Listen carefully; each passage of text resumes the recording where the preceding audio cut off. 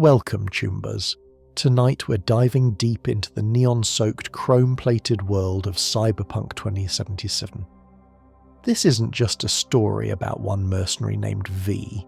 This is the story of how humanity reached the edge of oblivion, how corporations became more powerful than nations, how technology merged with flesh, and how a city called Night City became the most dangerous place on Earth. So jack in, sit back, and let me take you through the entire lore of Cyberpunk 2077, from the collapse of the old world to the rise of the new, from the legends who shaped this dark future to the choices that will determine what comes next. Part 1. The Collapse of the Old World. To understand Night City in 2077, we need to go back, way back, to a time when the world still made sense, when governments still held power, when the American dream was more than just a cruel joke told by corpo executives. The seeds of the dark future were planted in the late 20th century, during what historians would later call the collapse. It didn't happen all at once. It was a slow decay, a gradual unravelling of everything people had taken for granted. It started with economics. The global financial system built on debt and speculation began to crack. Markets crashed. Banks failed. Currencies became worthless overnight. The United States, once the most powerful nation on Earth, found itself drowning in debt, its infrastructure crumbling, its people losing faith in the institutions that were supposed to protect them.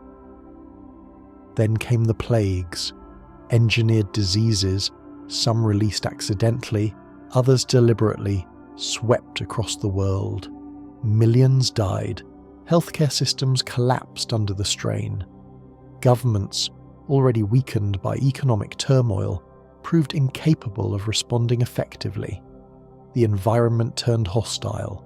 Climate change, ignored for decades, finally made its presence felt. Coastal cities flooded. Farmland turned to desert. Resources that had once seemed abundant became scarce and precious. Wars broke out over water, over food, over the basic necessities of survival. And through it all, the corporations grew stronger. While governments floundered, the megacorps adapted. They had resources, they had private armies, they had the technology to survive and even thrive in the chaos. One by one, they filled the vacuum left by failing states, providing services that governments could no longer deliver, demanding loyalty and labour in return. By the early 21st century, the old world was dead. The United States had fractured into a patchwork of corporate zones, free states, and lawless territories. Europe had collapsed into squabbling nation-states, many controlled by corporate interests. Asia had fared somewhat better, with Japan and China emerging as major powers, but even they were dominated by the megacorps that had grown within their borders. This was the world that gave birth to Night City, a world where the old rules no longer applied, a world where power belonged to those with the chrome, the eddies, and the willingness to do whatever it took to survive. Part 2. The founding of Night City. Night City wasn't supposed to be a dystopia. It was supposed to be a utopia. The city was the brainchild of Richard Knight, a visionary architect and urban planner who looked at the chaos of the collapse and saw an opportunity. He would build a new city from scratch. A city designed from the ground up to be safe, efficient, and free from the corruption that plagued other urban centres. Richard Knight chose a location on the coast of California, in an area called Del Coronado Bay. It was far enough from the major population centres to avoid their problems, but close enough to benefit from existing infrastructure. He assembled a team of the best architects, engineers, and planners money could buy, and he began to build. The original design for Night City was revolutionary. It featured integrated public transportation, green spaces, affordable housing, and a governance structure designed to prevent the concentration of power. Richard Knight believed that with careful planning and the right incentives, he could create a city where people could live in peace and prosperity. He was wrong. The corporation saw Night City as an opportunity too, but their vision was very different from Richard Knight's. They saw a blank slate, a place where they could establish their headquarters without interference from existing governments or regulations. They invested heavily in the project, but they also began to subvert it from within. Richard Knight fought back, trying to maintain his vision against corporate pressure. But in 1998, he was assassinated, shot in his own office by unknown assailants. The murder was never solved, though everyone knew the corporations were responsible. With Knight dead, there was no one left to resist their takeover. The city was renamed Night City in his honor, a bitter irony that would have made its founder weep. The corporations moved in, carving up the city into zones of influence, each controlled by a different megacorp. The utopian vision was abandoned, replaced by a corporate playground where profit was the only law. Part 3. The Rise of the Megacorporations. To understand Night City, you have to understand the corporations that control it. These aren't the companies of the old world bound by laws and regulations, answerable to shareholders and governments. These are megacorps, entities so powerful that they've become nations unto themselves, with their own armies, their own laws, their own citizens. Arasaka is the most feared of them all. Founded in Japan by Saburo Arasaka, a former soldier who served in World War II, Arasaka began as a small security company and grew into a global empire. They specialize in corporate security, banking, and manufacturing, but their real power lies in their military capabilities. Arasaka's soldiers are among the best trained and best equipped in the world, and they're utterly loyal to the corporation. Saburo Arasaka himself is a legend, a man who's lived for over a century through a combination of advanced medicine and sheer force of will. He rules Arasaka with an iron fist, demanding absolute loyalty from his employees and crushing anyone who dares to oppose him. His vision for the future is one of order and control, with Arasaka at the top of the hierarchy. Militech is Arasaka's greatest rival. An American corporation, Militech specializes in weapons manufacturing and military contracting. Where Arasaka is subtle and sophisticated, Militech is blunt and brutal. They don't just sell weapons, they sell wars, providing everything from small arms to full-scale military operations for anyone who can pay. The rivalry between Arasaka and Militech has shaped the history of Night City and the world. They've fought proxy wars on every continent, competed for contracts and influence, and occasionally clashed directly in conflicts that have killed thousands. The Fourth Corporate War, which we'll discuss later, was largely a result of their rivalry. Biotechnica is the corporation that owns life itself. They specialize in biotechnology, genetic engineering, and pharmaceuticals. They've created crops that can grow in poisoned soil, animals that produce valuable chemicals, and treatments that can extend human life indefinitely for those who can afford them. They also have a darker side, conducting experiments that push the boundaries of ethics and sanity. Kangtao is a Chinese corporation that's risen rapidly in recent decades. They specialize in smart weapons and advanced technology, and they've become a major player in the global arms market. Their weapons are sophisticated and deadly. incorporating AI targeting systems and other advanced features that make them highly sought after. Petrochem controls the world's remaining oil supplies, which are more valuable than ever in a world where alternative energy sources have proven unreliable.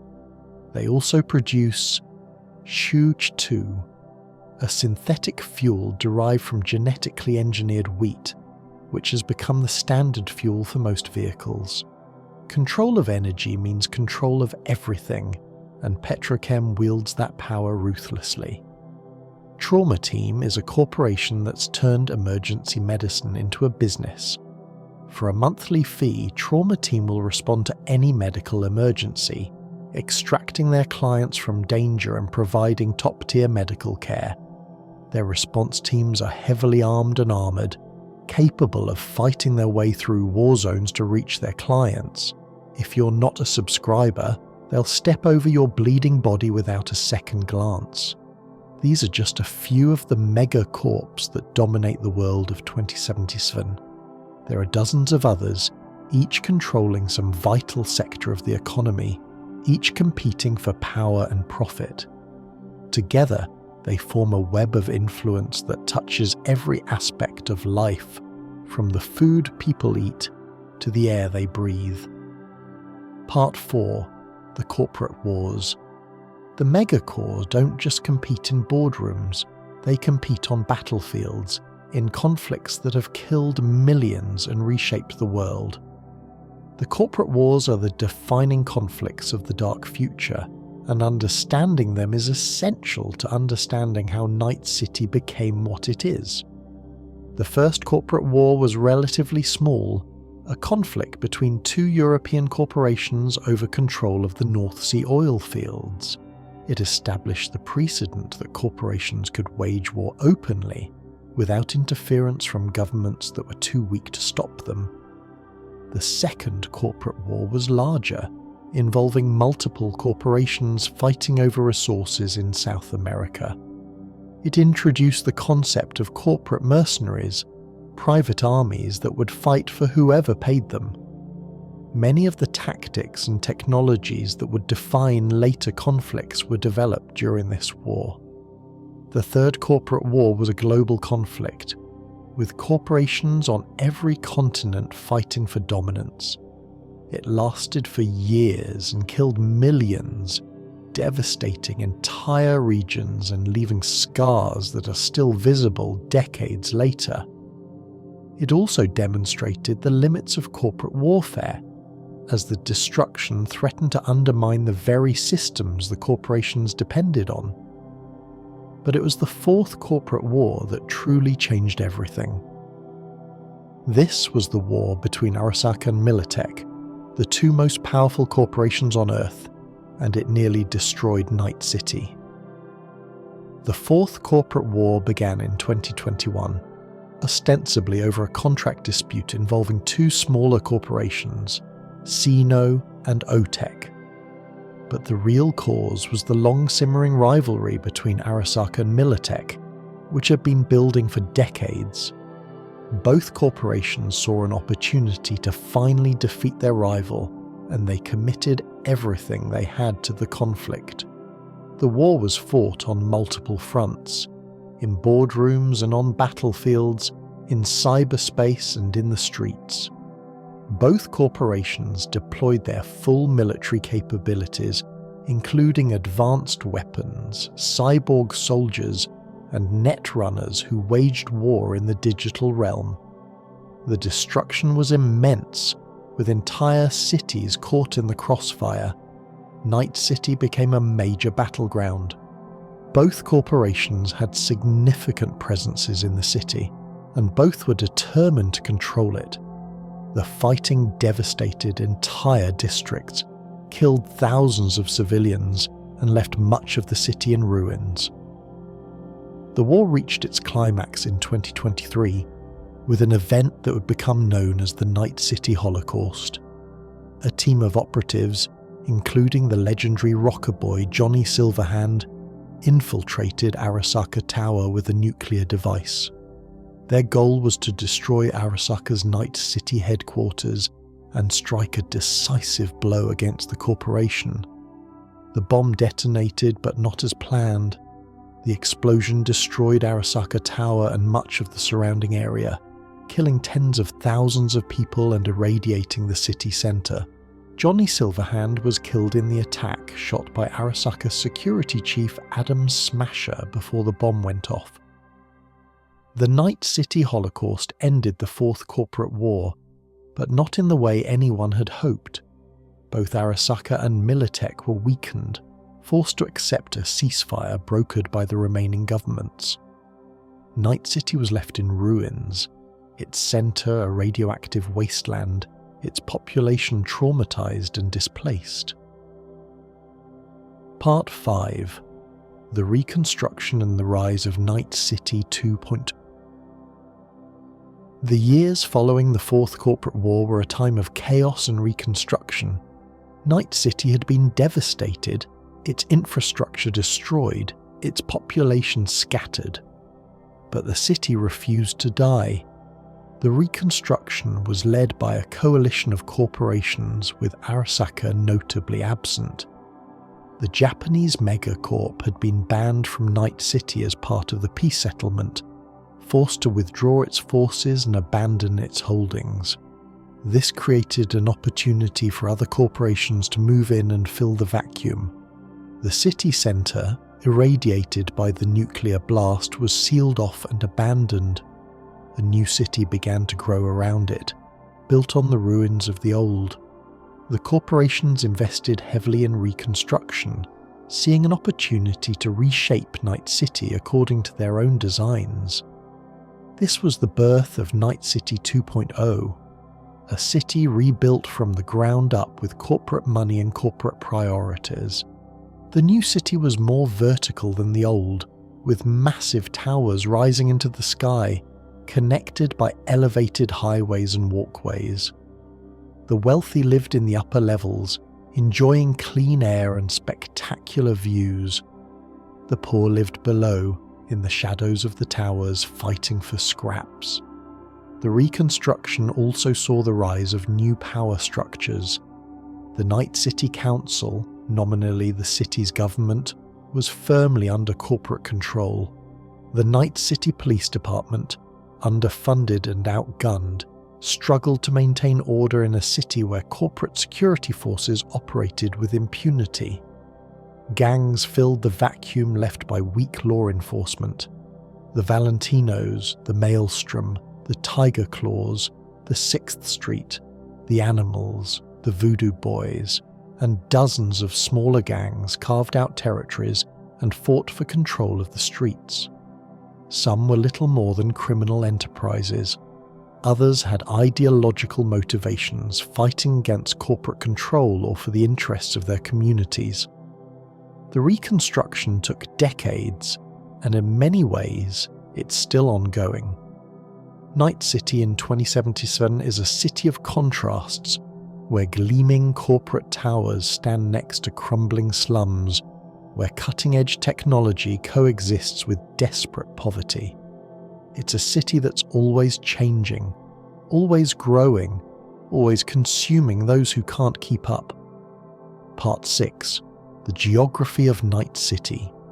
Night City is divided into distinct districts, each with its own character, its own dangers, and its own opportunities. Understanding the geography of the city is essential to understanding its people and its politics.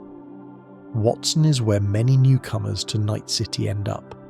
Once a thriving industrial and commercial district, Watson fell on hard times after the Fourth Corporate War. The corporations pulled out, taking their money and their jobs with them. What's left is a dense urban jungle, packed with immigrants, refugees, and those who can't afford to live anywhere else. Watson is home to Little China, Kabuki, and Northside, each with its own distinct flavour. Little China is the heart of the Asian community in Night City, a maze of narrow streets, neon signs, and hole-in-the-wall restaurants. Kabuki is a red light district, home to Joy Toys, brain dance dealers, and those who cater to every vice imaginable. Northside is industrial, dominated by abandoned factories and the gangs that have claimed them. The Maelstrom gang controls much of Watson, particularly Northside. They're cyber psychos, obsessed with chrome to the point of madness, replacing their flesh with metal until there's barely anything human left. They're dangerous and unpredictable, as likely to kill you for fun as for profit. Westbrook is the opposite of Watson, a district of wealth and privilege. This is where the corporate elite live, in luxury apartments with views of the city and the sea.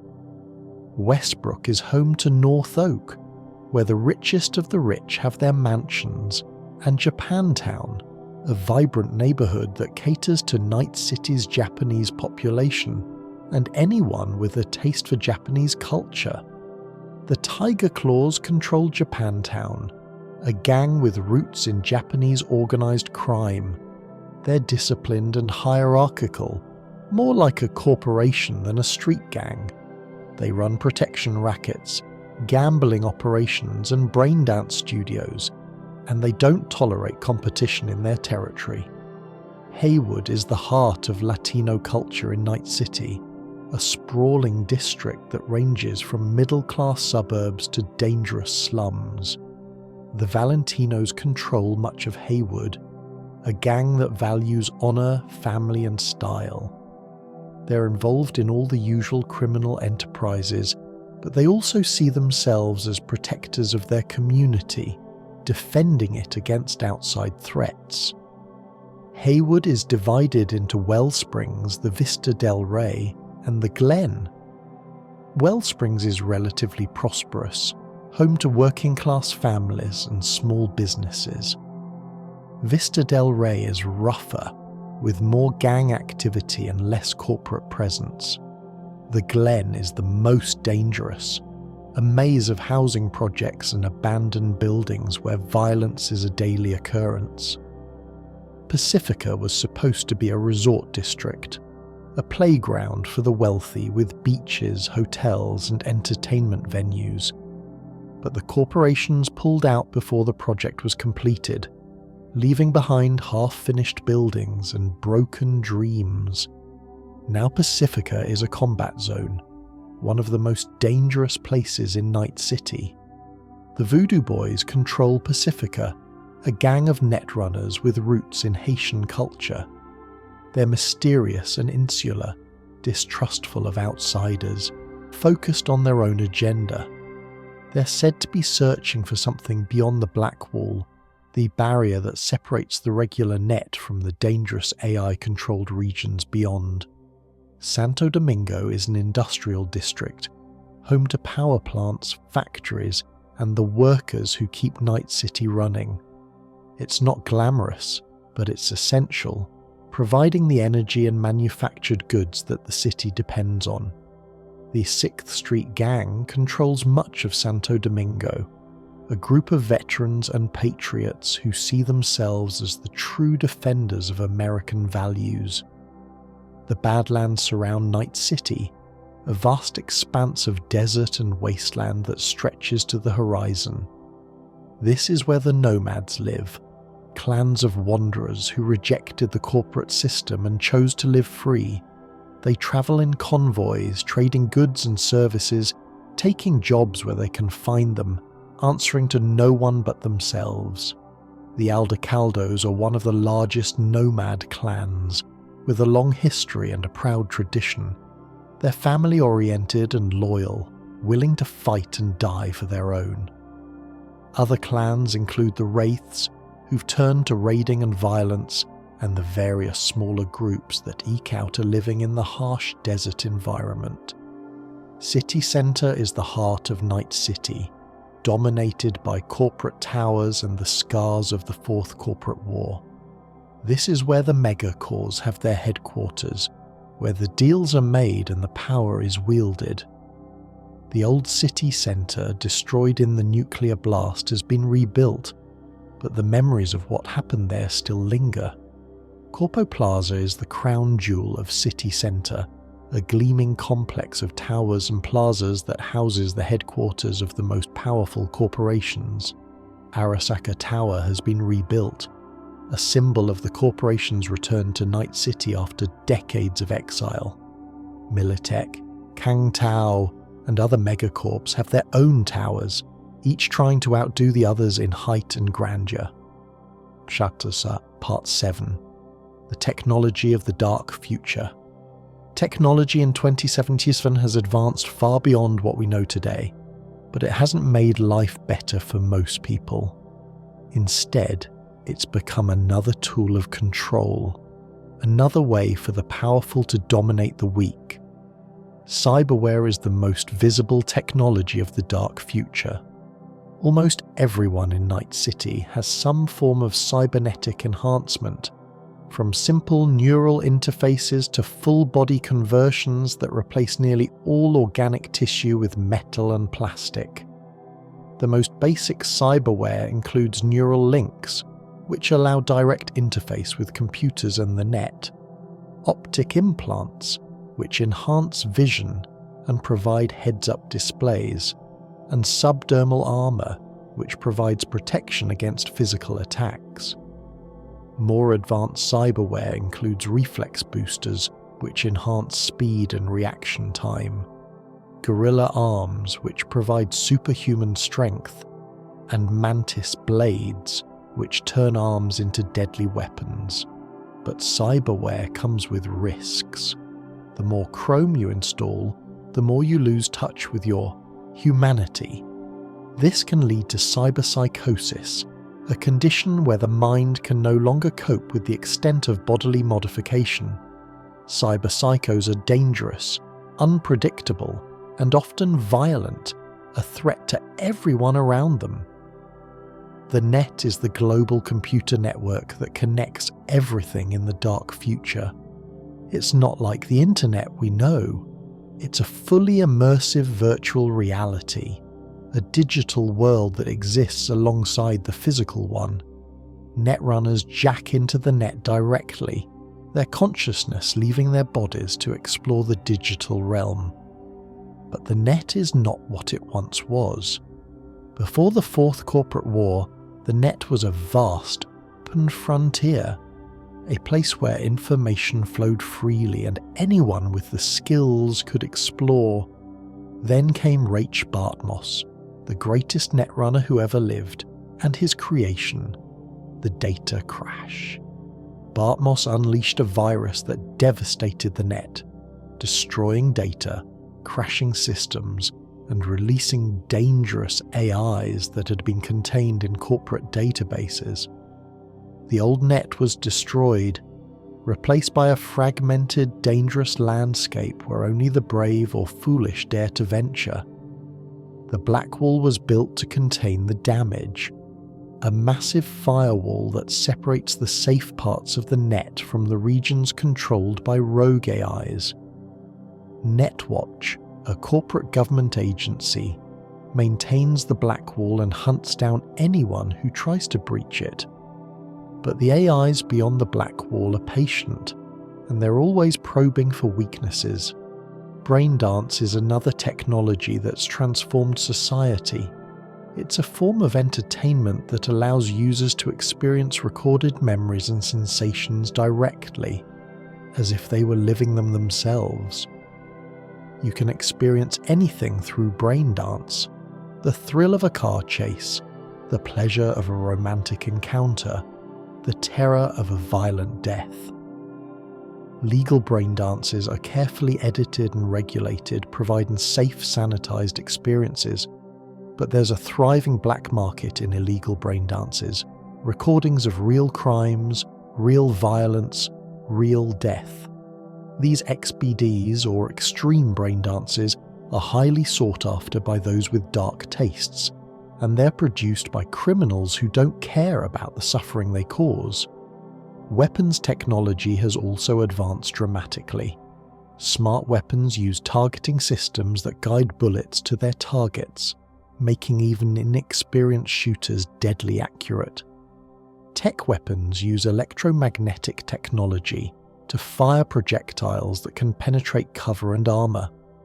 Power weapons use raw force to deliver devastating damage. Vehicles in 2077 range from sleek corporate cars to rugged nomad trucks, from motorcycles to AVs, the flying vehicles that allow the wealthy to travel above the congested streets. For the poor, a serious injury or illness is often a death sentence, or worse, a one-way ticket to debt slavery. Part 8. The Legends of Night City. Night City has produced many legends, men and women whose deeds have become the stuff of myth. Their stories are told in bars and on street corners, inspiring some and warning others. Understanding these legends is essential to understanding the soul of Night City.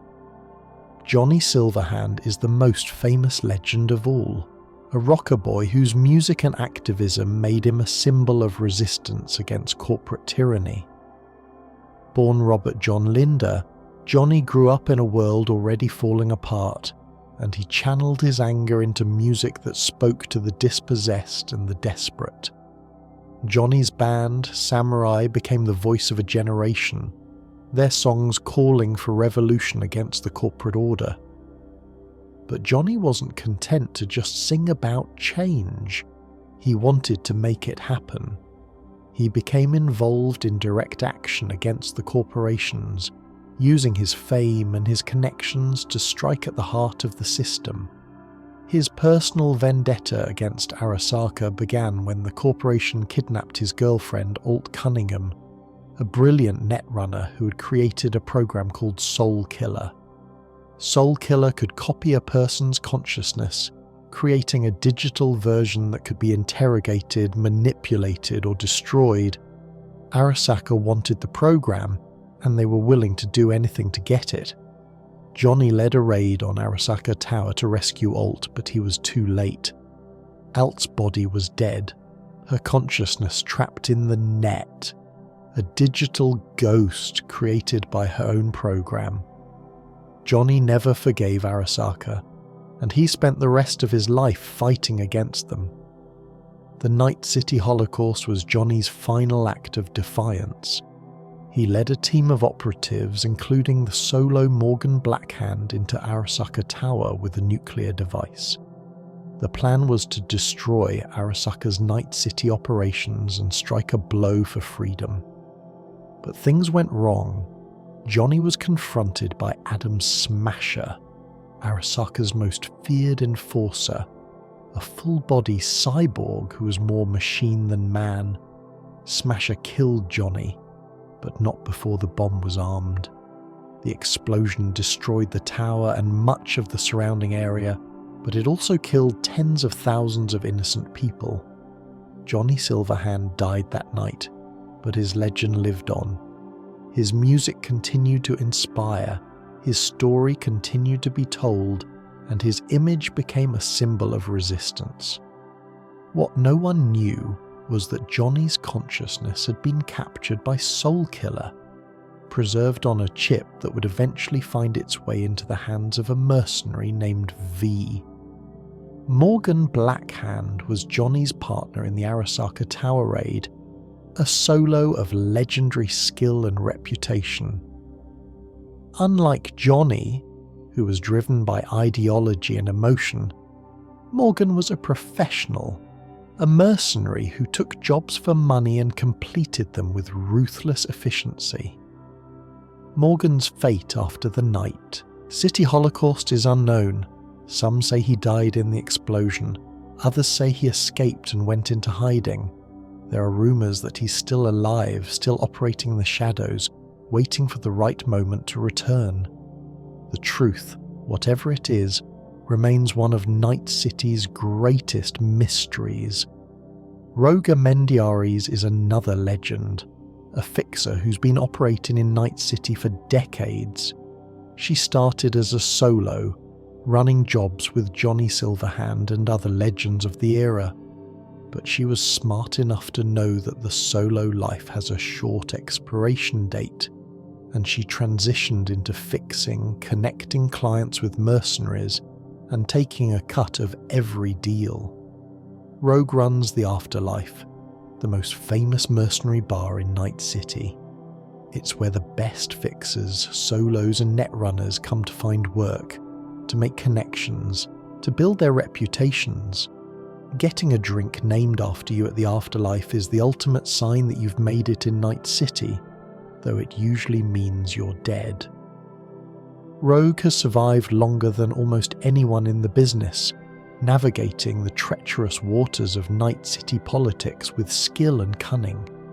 She's made deals with corporations and gangs, with legends and nobodies, always coming out ahead. Her knowledge of Night City's secrets is unmatched, and her connections reach into every corner of the city. Adam Smasher is a legend of a different kind, a monster in chrome who's become Arasaka's most feared weapon.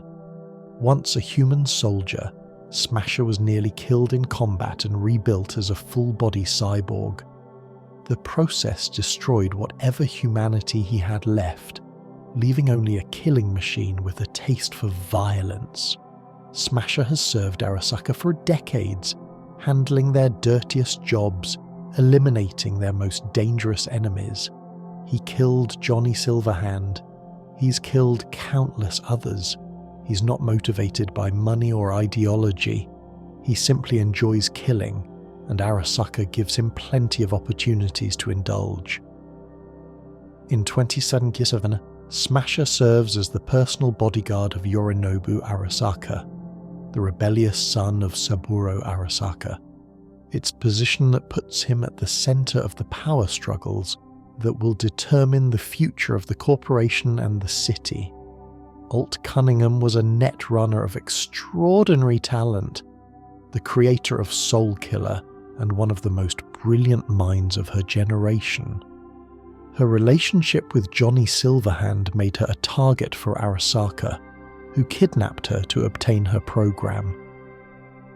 Alt's body died during Johnny's rescue attempt, but her consciousness survived, copied by Soul Killer and released into the net. She became something new, something that was no longer entirely human, a digital entity that existed beyond the Black Wall. In the decades since her death, Alt has evolved, merged with other AIs, become something vast and incomprehensible. She's still out there, beyond the Black Wall, and she still remembers Johnny Silverhand. What she wants, what she's planning, is known only to her. Part 9. The Arasaka Family. Arasaka Corporation is more than a business. It's a dynasty, shaped by the ambitions and conflicts of the family that controls it. Understanding the Arasakas is essential to understanding the power dynamics of 2077. Saburo Arasaka is the patriarch, the founder, the man who built an empire from nothing. Born in 1919, Saburo served in the Imperial Japanese Navy during World War II, an experience that shaped his worldview and his methods.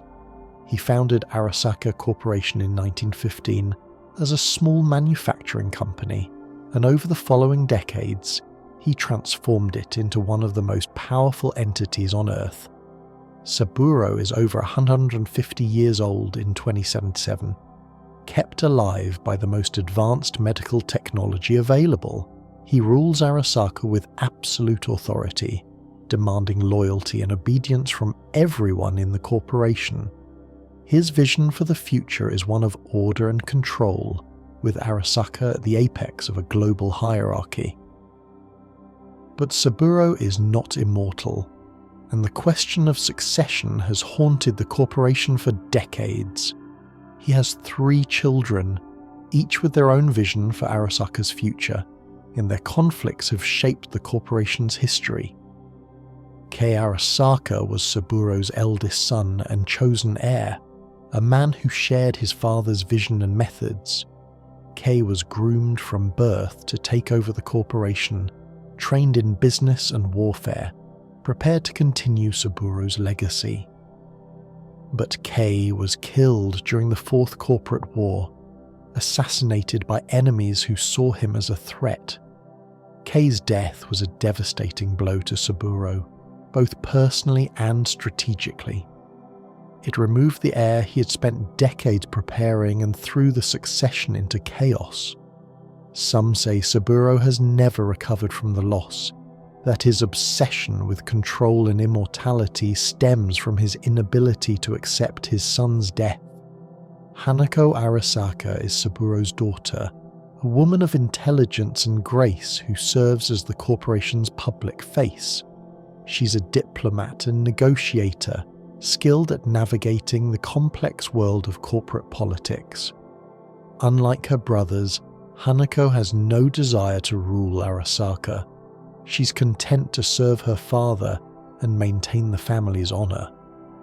Hanako is fiercely loyal to Saburo, believing in his vision even when she disagrees with his methods. She's also pragmatic, willing to make deals and compromises that her father would never consider. In 2077, she becomes a key player in the power struggles that follow Saburo's death, offering V a path that could change everything. Yorinobu Arasaka is the rebellious son, the black sheep of the family who rejected his father's vision and struck out on his own. As a young man, Yorinobu was involved in anti-corporate activism, even leading a gang called the Steel Dragons that fought against Arasaka's interests. He was everything his father despised: idealistic, emotional, unwilling to accept the world as it was. But Yorinobu's rebellion didn't last. Eventually he returned to the fold, taking a position in the corporation and seemingly accepting his father's authority. But his return was a deception. Yorinobu hadn't given up his hatred of Arasaka. He had simply decided to destroy it from within. In 2077, Yorinobu steals the Relic, a chip containing the digitized consciousness of Johnny Silverhand from Arasaka's labs.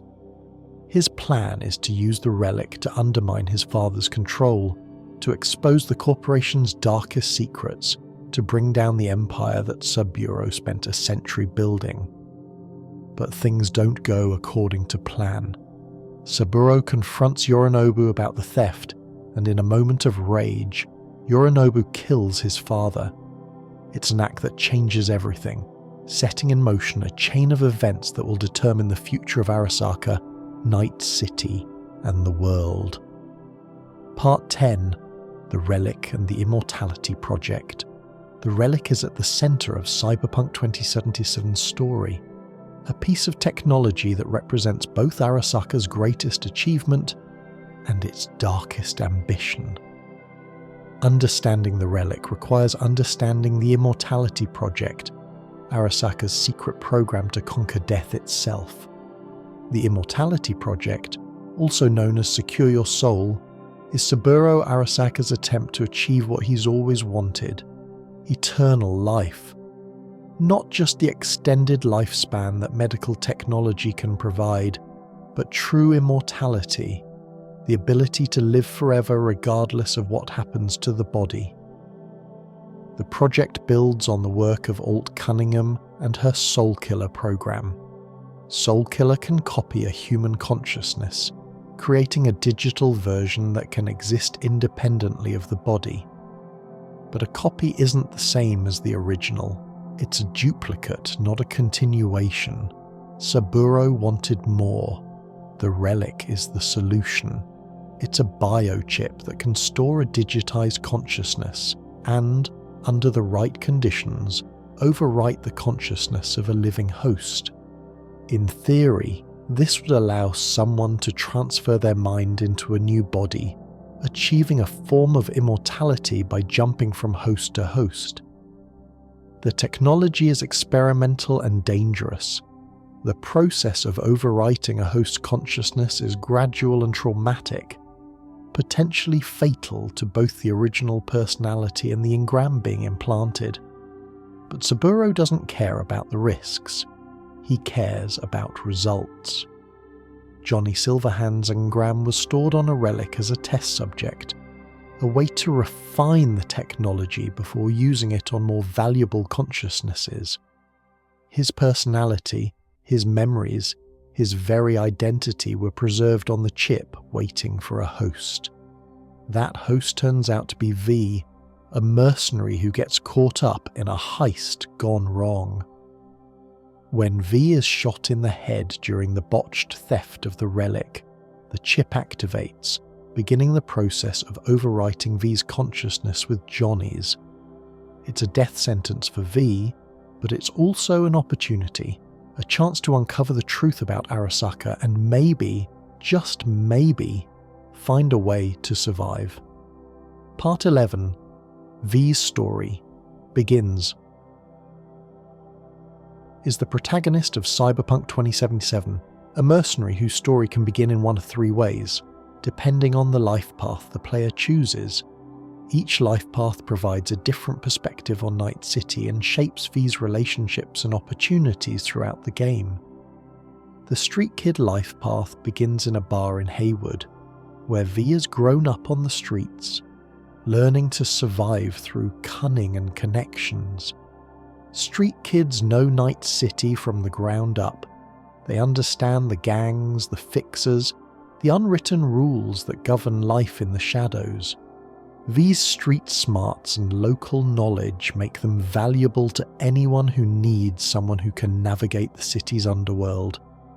The nomad life path begins in the Badlands, where V has been living with a nomad clan, but the clan has fallen apart and V is forced to strike out alone, heading to Night City in search of new opportunities.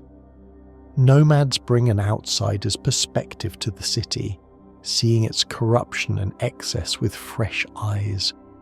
They also bring skills honed in the harsh desert environment, mechanical aptitude, survival instincts, and a fierce independence.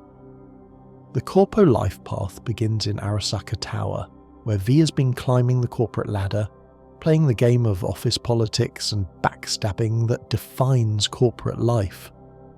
But V's career comes to an abrupt end when they're betrayed by their superiors, stripped of their position and their identity, cast out into the streets with nothing. Corpos understand how the megacorps work from the inside, knowledge that can be invaluable when dealing with corporate enemies. Regardless of life path, V's story converges on a single point, a job offered by a fixer named Dexter DeShawn. Dex is a big player in Night City's underworld, a man with connections and ambitions. He's putting together a crew for a major heist, and he wants V to be part of it. The target is Yorinobu Arasaka, who's staying at the Konpeki Plaza hotel with something valuable, the Relic. Dex doesn't know exactly what the Relic is, but he knows it's worth a fortune, and he's found a buyer willing to pay top dollar for it. V teams up with Jackie Wells, a fellow mercenary who becomes V's closest friend. Jackie is a big man with a bigger heart, a dreamer who believes that one big score can change everything. Together, they plan the heist, gathering intel, recruiting allies, preparing for the job that will make their names. Part 12.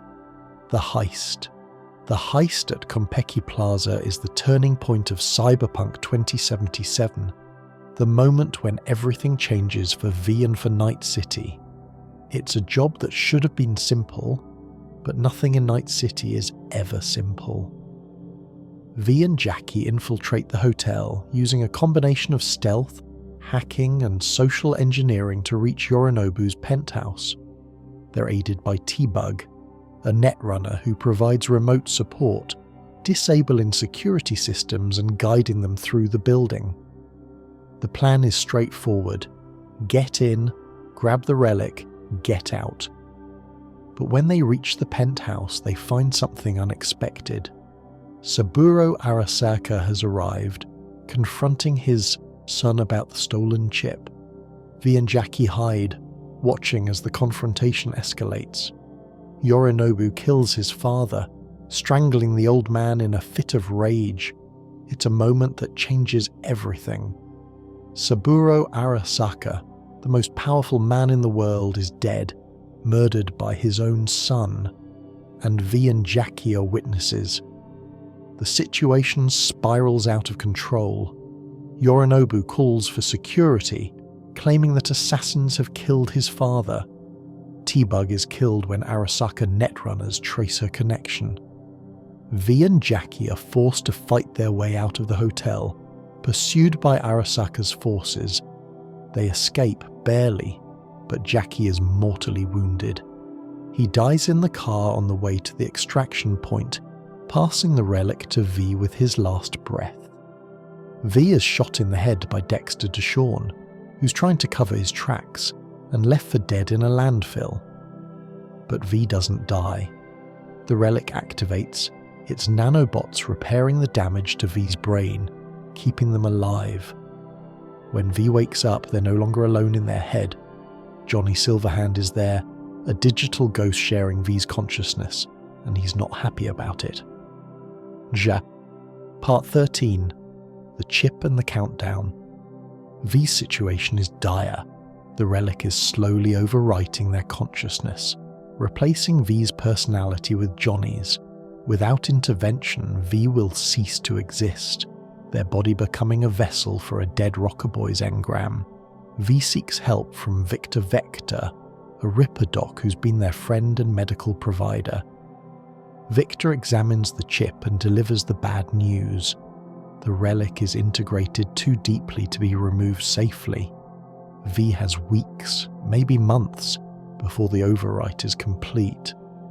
The only hope is to find someone who understands the technology well enough to stop the process. That means finding information about the relic, about Arasaka's immortality project, about the secrets that the corporation has kept hidden for decades.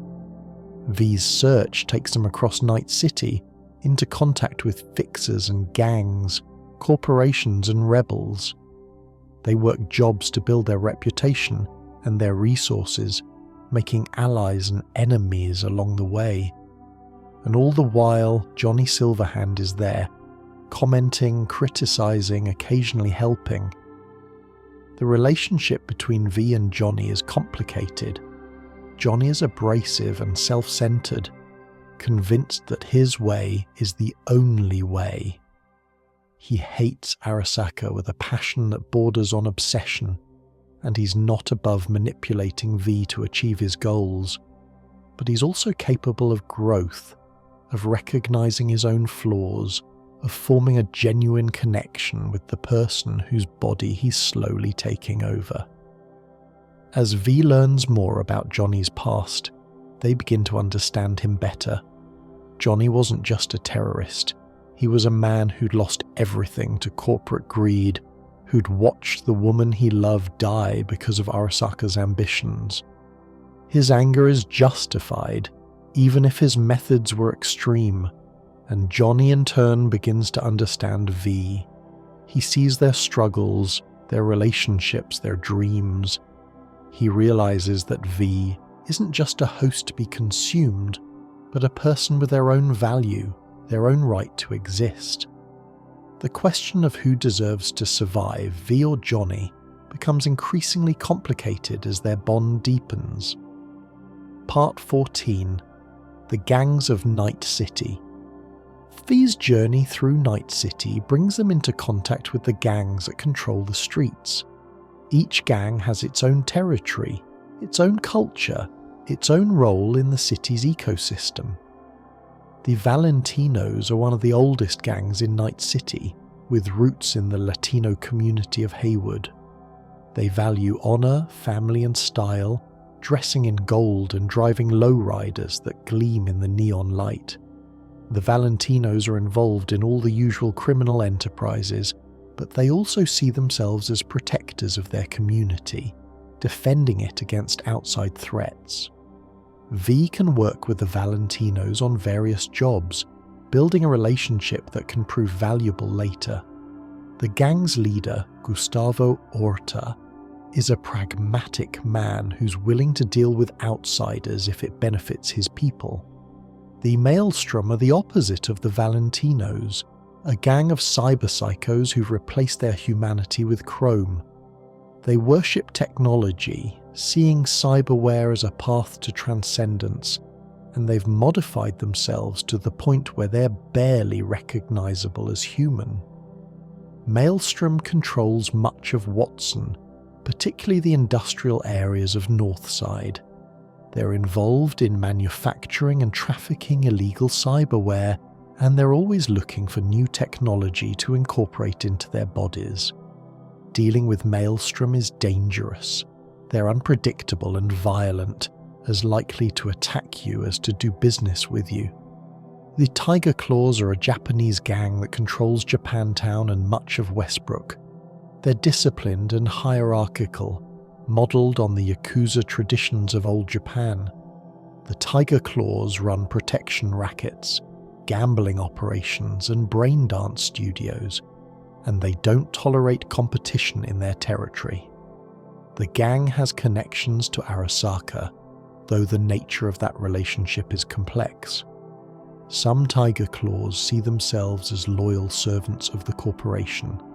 Others resent the control that Arasaka exerts over their operations. The 6th Street Gang controls much of Santo Domingo, a group of veterans and patriots who see themselves as the true defenders of American values. They were founded by veterans of the Fourth Corporate War who felt abandoned by the government and the corporations, and they've maintained a military structure and ethos. 6th Street is involved in gun running and protection rackets, but they also provide security services for businesses that can't afford corporate protection. They're less chaotic than some gangs, but they're also fiercely territorial and quick to violence when they feel disrespected. The Animals are a gang obsessed with physical power, using a combination of cyberware and drugs to enhance their strength and aggression. They're found throughout Night City, but they're particularly strong in Pacifica, where they control the Grand Imperial Mall. The Animals don't have a traditional leadership structure. They follow whoever is strongest at any given moment. This makes them unpredictable, but also exploitable, as V can potentially manipulate their internal conflicts. The Voodoo Boys are the most mysterious gang in Night City, a group of netrunners with roots in Haitian culture. They control Pacifica, the abandoned resort district that's become one of the most dangerous places in the city. The Voodoo Boys are searching for something beyond the Black Wall, the barrier that separates the safe parts of the net from the AI-controlled regions. They believe that the AIs beyond the Black Wall hold the key to humanity's future, and they're willing to take extreme risks to make contact. V's interactions with the Voodoo Boys are crucial to understanding the larger mysteries of the game. Their leader, Brigitte, offers V a chance to go beyond the Black Wall, to meet Alt Cunningham, to find answers that might save V's life. But the Voodoo Boys have their own agenda, and trusting them is dangerous. Part 15. The Fixers and the Afterlife Fixers are the middlemen of Night City's underworld, the people who connect mercenaries with clients, who arrange jobs and take a cut of the profits. They're essential to the functioning of the shadow economy, and building relationships with them is crucial for any mercenary who wants to succeed. Dexter Deshawn was V's first major fixer, the man who arranged the Konpeki Plaza heist. But Dex betrayed V, shooting them in the head to cover his tracks. His fate serves as a reminder that in Night City, trust is a luxury few can afford. Roga Mendiaries is the most powerful fixer in Night City, operating out of the Afterlife bar. She's been in the business for decades, surviving where others have fallen, building a network of contacts and influence that reaches into every corner of the city. Rogue's history with Johnny Silverhand adds complexity to V's relationship with her. They were lovers once, partners in crime and revolution, but their relationship ended badly, and Rogue has spent decades trying to move on. Johnny's return, even as a digital ghost, reopens old wounds. Despite her complicated feelings, Rogue is willing to work with V, providing jobs and information that advance V's goals. She's pragmatic above all else, and she recognizes that V's situation, with Johnny in their head, creates unique opportunities. Wakako Okada is a fixer who operates in Japantown, an elderly woman who runs her business from a pachinko parlor. She's been in the game for decades, outlasting rivals and adapting to changing circumstances. Wakako specializes in jobs that require subtlety and discretion, and she has connections throughout the Asian community. Regina Jones is a fixer who operates in Watson, a former journalist who turned to fixing after her media career ended. She's particularly interested in cyberpsychos, offering V jobs to neutralize them non-lethally so they can receive treatment. Regina represents a more ethical approach to fixing, though she's still willing to arrange violent jobs when necessary. Pedre, whose real name is Sebastian Ibarra, is a fixer who operates in Haywood. He's a former priest who lost his faith but kept his connections, and he now uses those connections to arrange jobs for mercenaries. Padre has ties to the Valentinos and the Catholic community, and his jobs often involve protecting the vulnerable from exploitation. Dakota Smith is a fixer who operates in the Badlands, connecting nomads with clients who need their unique skills. She's a former Aldecaldo who struck out on her own, and she maintains good relationships with most of the nomad clans. Dakota's jobs often involve smuggling, transportation, and other activities that require mobility and discretion. Mr. Hands is a fixer who operates in Pacifica, one of the few people willing to do business in that dangerous district. He's mysterious and well-connected, with ties to the Voodoo Boys and other power players. Mr. Hands specializes in high-risk, high-reward jobs that other fixers won't touch. The Afterlife Bar is the center of Night City's mercenary culture, a place where legends are made and remembered. The bar is named for the drinks on its menu, each one named after a famous mercenary who died in the line of duty. Getting a drink named after you is the ultimate sign of success, though it requires dying first. The Afterlife is neutral ground, a place where business can be conducted without fear of violence. Rogue enforces this neutrality strictly, and anyone who breaks the peace is banned permanently. This makes the Afterlife a valuable meeting place, where enemies can negotiate and deals can be struck. Part 16. The major characters. Fee's journey brings them into contact with many characters, some who become allies, others who become enemies, and some whose allegiance depends on V's choices. Judy Alvarez is a braindance technician who works for the Mox, a gang that protects sex workers from exploitation. She's brilliant and passionate, dedicated to using her skills to help others. Judy becomes involved in V's story through her connection to Evelyn Parker, a joy toy who was involved in the Konpeki Plaza heist. Judy's storyline explores the dark side of the braindance industry, the exploitation and abuse that occurs behind the scenes. V can help Judy take down the people responsible, building a relationship that can become romantic if V is female. Panam Palmer is a nomad of the Aldecaldo clan, a fierce and independent woman who's struggling to find her place in the world. She left the clan after a falling out with its leadership, and she's been working as a solo mercenary in the Badlands. V meets Panam through a job that goes wrong, and they end up working together to resolve the situation. Panam's storyline explores the nomad way of life, the bonds of family and clan that define their culture. V can help Panam reconcile with the Aldecaldos, building a relationship that can become romantic if V is male. Kerry Eurodyne is a rocker boy who was Johnny Silverhand's bandmate in Samurai. He's still making music in 2077, though he's struggling with his legacy and his identity.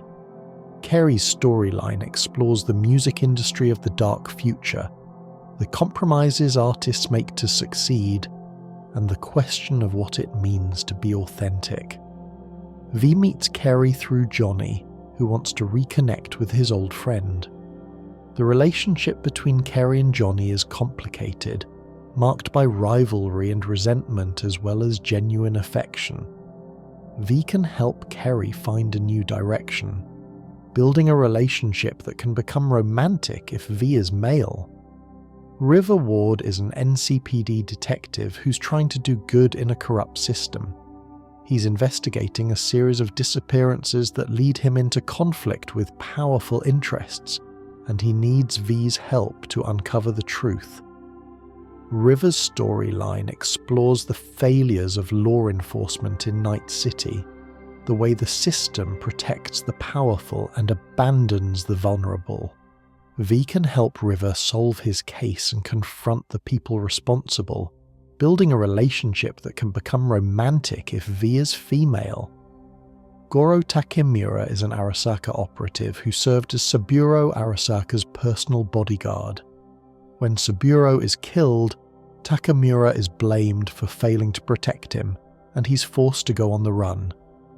Takemura reaches out to V, recognizing that they share a common enemy in Yorinobu. He wants to expose Yorinobu's crime and restore honor to Arasaka, and he's willing to work with V to achieve that goal. Takemura is a complex character, a man of honor trapped in a dishonorable system. He genuinely believes in Arasaka's mission, even as he recognizes the corporation's flaws. His relationship with V challenges both of them to reconsider their assumptions about loyalty, honor, and justice. Evelyn Parker is a joy toy who was involved in the planning of the Konpeki Plaza heist. She was the one who provided the information about Yorinobu and the Relic, hoping to cut out Dexter DeShawn and sell the chip directly to the buyer. Evelyn's story is tragic. She's used and discarded by the powerful, her dreams of escape crushed by the realities of Night City. V can try to help her, but the damage may already be done. Jackie Wells is V's partner and best friend, a big-hearted dreamer who believes that one big score can change everything. Jackie dies during the Konpeki Plaza heist, but his memory haunts V throughout the game. Jackie represents the hope that Night City crushes, the belief that hard work and loyalty can lead to a better life. His death is a reminder of the stakes, of what V is fighting for and what they have already lost. Part 17. The Search for a Cure. V's primary goal throughout the game is to find a way to remove the relic without dying, to stop the process that's slowly erasing their consciousness. This search takes them across Night City and beyond, into contact with people and organizations that might have the knowledge or technology to help. The first lead comes from the Voodoo Boys, who offer V a chance to go beyond the Black Wall and meet Alt Cunningham. Alt, as the creator of Soul Killer and a digital entity who's existed in the net for decades, might understand the relic well enough to find a solution. The journey beyond the Black Wall is dangerous and disorienting. V experiences the net as Alt experiences it, a vast digital landscape populated by AIs of incomprehensible power.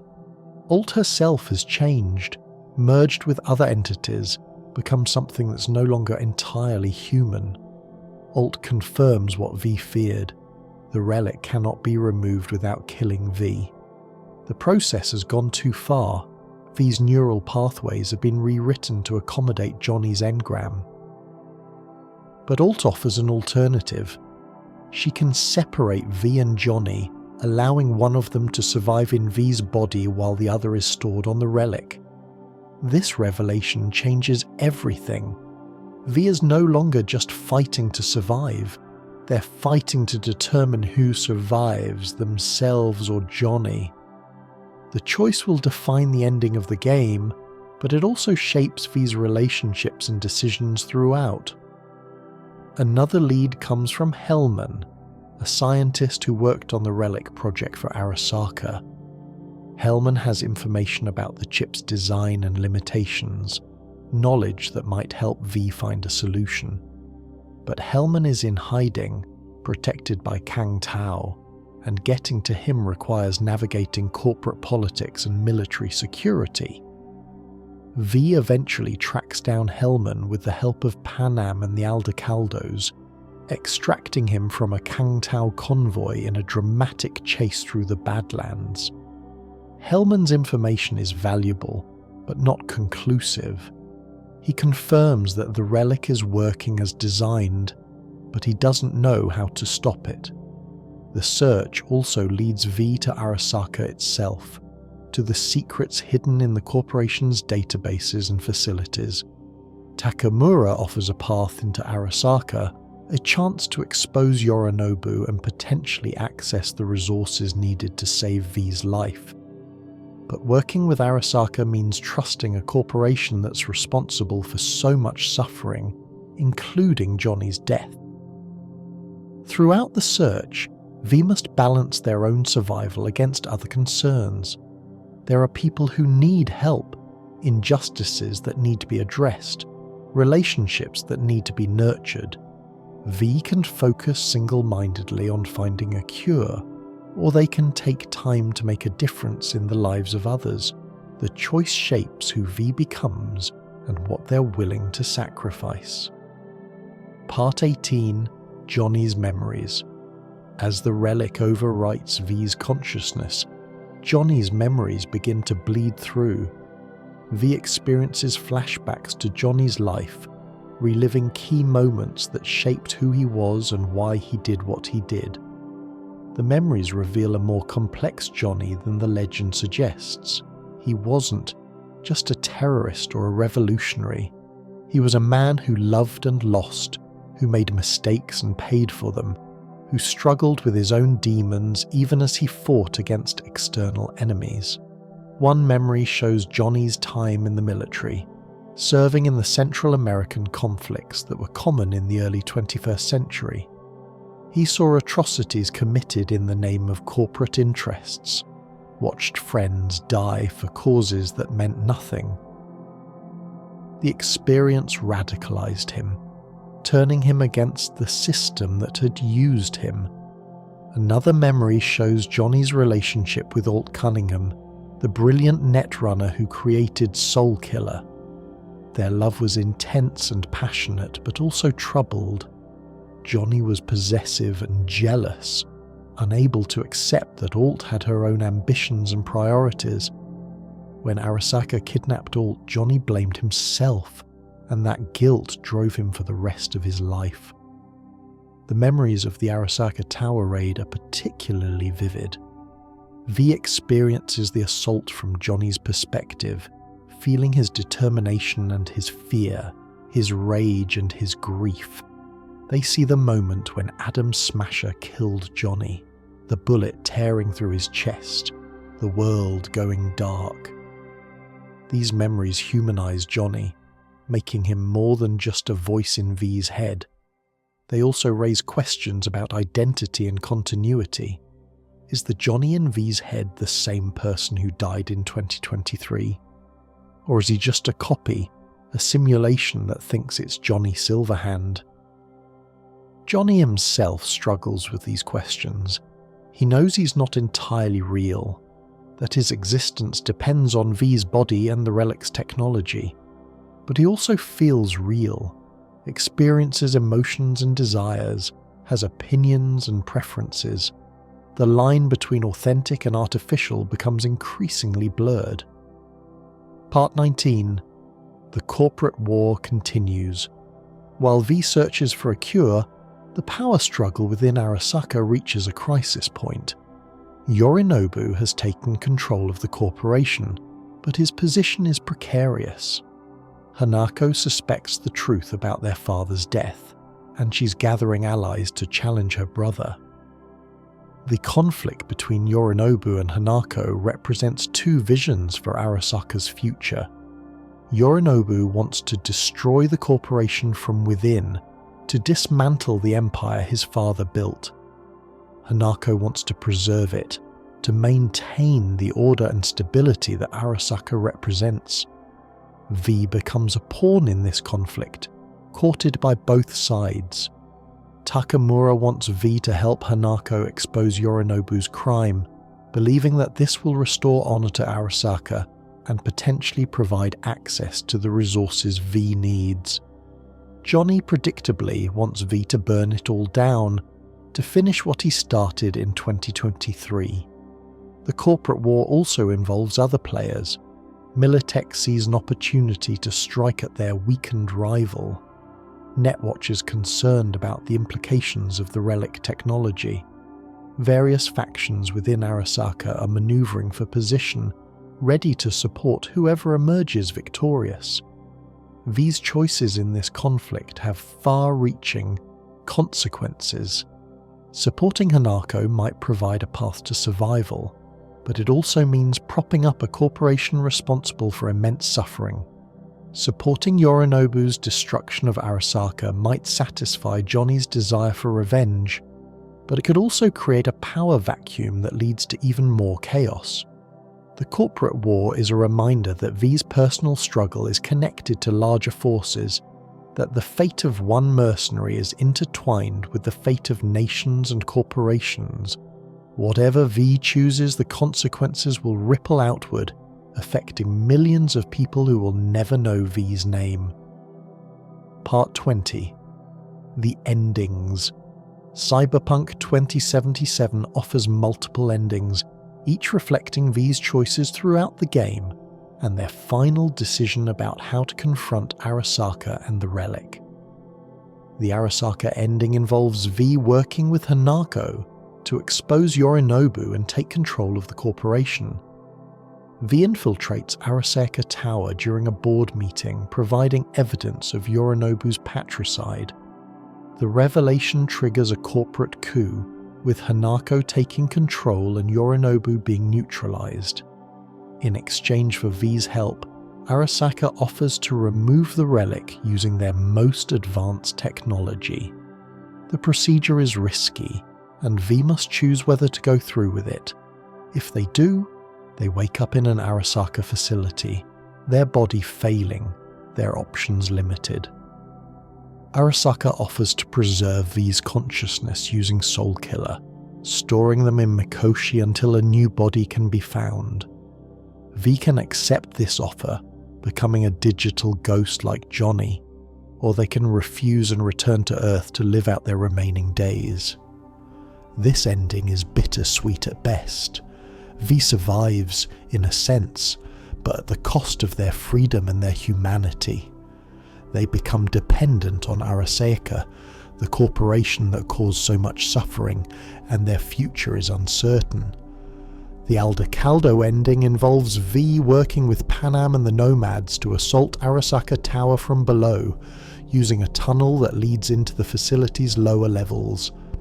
This path requires V to have built a strong relationship with Panam and the Aldecaldos, earning their trust and their willingness to risk everything for V. The assault is dangerous, with heavy casualties among the Nomads. But V reaches Mikoshi, the Arasaka facility where engrams are stored, and confronts the AI that controls the Relic. With Alt's help, V can separate their consciousness from Johnny's, allowing one of them to survive in V's body. If V chooses to keep their body, Johnny's engram is absorbed into the net, his consciousness joining Alt beyond the Black Wall. V leaves Night City with the Aldecaldos, seeking treatment for their failing body somewhere beyond the reach of the corporations. The ending is hopeful but uncertain. V's condition is still terminal, but they have friends, freedom, and a chance. If V chooses to give their body to Johnny, V's consciousness is absorbed into the net, and Johnny wakes up in V's body. He leaves Night City, determined to make something of the second chance he's been given. This ending is melancholic. V is gone, but Johnny carries their memory, and he's changed by the experience of sharing V's life. The Rogue ending involves V working with Rogue to assault Arasaka Tower directly, reprising the raid that Johnny led in 2023. This path requires V to have built a relationship with Rogue, and to have allowed Johnny significant influence over their decisions. The assault is a suicide mission, with Rogue leading a team of mercenaries against Arasaka's defences. Rogue is killed during the raid, sacrificing herself to give V a chance to reach Mikoshi. Her death is a reminder of the costs of the outlaw life, of the price that legends pay for their fame. V reaches Mikoshi and faces the same choice as in the Aldecaldo ending: keep their body or give it to Johnny. The consequences are similar, though the context is different. V has followed Johnny's path, embraced his methods, and now must decide whether to complete his journey or forge their own. The secret ending is the most difficult to achieve, requiring V to have built a strong relationship with Johnny and to have made specific choices throughout the game. In this ending, V assaults Arasaka Tower alone without backup, in a desperate gamble that mirrors Johnny's original raid. The solo assault is brutally difficult, with V facing Arasaka's full defences without support. But if V succeeds, they reach Mikoshi and face the same choice as in other endings. The secret ending is a testament to V's skill and determination, a final proof that one person can make a difference against impossible odds. The suicide ending is available if V chooses to give up, to end their life rather than continue fighting. Johnny tries to talk V out of it, recognizing the value of the life they've shared, but if V insists, they take their own life, and the game ends with their friends mourning their loss. This ending is tragic but honest. Not everyone survives Night City. Not every story has a happy ending. Sometimes the weight of the world is too much, and the only escape is the final one. Each ending reflects the themes of Cyberpunk 2077, the struggle for identity in a world that commodifies everything, the question of what makes us human when technology can replicate our minds, the cost of fighting against systems that seem too powerful to challenge. There are no perfect endings, no solutions that resolve all conflicts. There is only the choice and the consequences that follow. Part 21. The World Beyond Night City. Night City is the focus of Cyberpunk 2077, but it exists within a larger world that's been shaped by the same forces of corporate power, technological change, and social collapse. The United States in 2077 is a shadow of its former self. The federal government still exists, but its power is limited, constrained by corporate influence and regional fragmentation. The country is divided into free states, corporate zones, and lawless territories, each with its own rules and rulers. The new United States of America, or NUSA, controls the eastern states and maintains a semblance of federal authority. But even the NUSA is heavily influenced by corporations, particularly Militech, which provides much of its military capability. The president is more of a figurehead than a leader, and real power lies with the corporate boards and military commanders. California is a free state, independent of the NUSA and governed by its own laws. Night City is technically part of California, but it operates with significant autonomy. its government controlled by corporate interests rather than state authority. The relationship between Night City and California is tense, with the state resenting the city's independence and the city resenting any attempt at outside control. The Badlands surrounding Night City are home to nomad clans, communities of wanderers who rejected the corporate system and chose to live free. The nomads travel in convoys, trading goods and services, taking jobs where they can find them. They are fiercely independent, loyal to their clans, and suspicious of outsiders. The major nomad nations include the Aldecaldos, the largest and most respected clan, the Wraiths, who've turned to raiding and violence, and various smaller groups that eke out a living in the harsh environment. The nomads represent an alternative to corporate life, a reminder that freedom is possible for those willing to pay the price. Europe in 2077 has fragmented into competing nation-states, many controlled by corporate interests. The European Union collapsed decades ago, replaced by a patchwork of alliances and rivalries.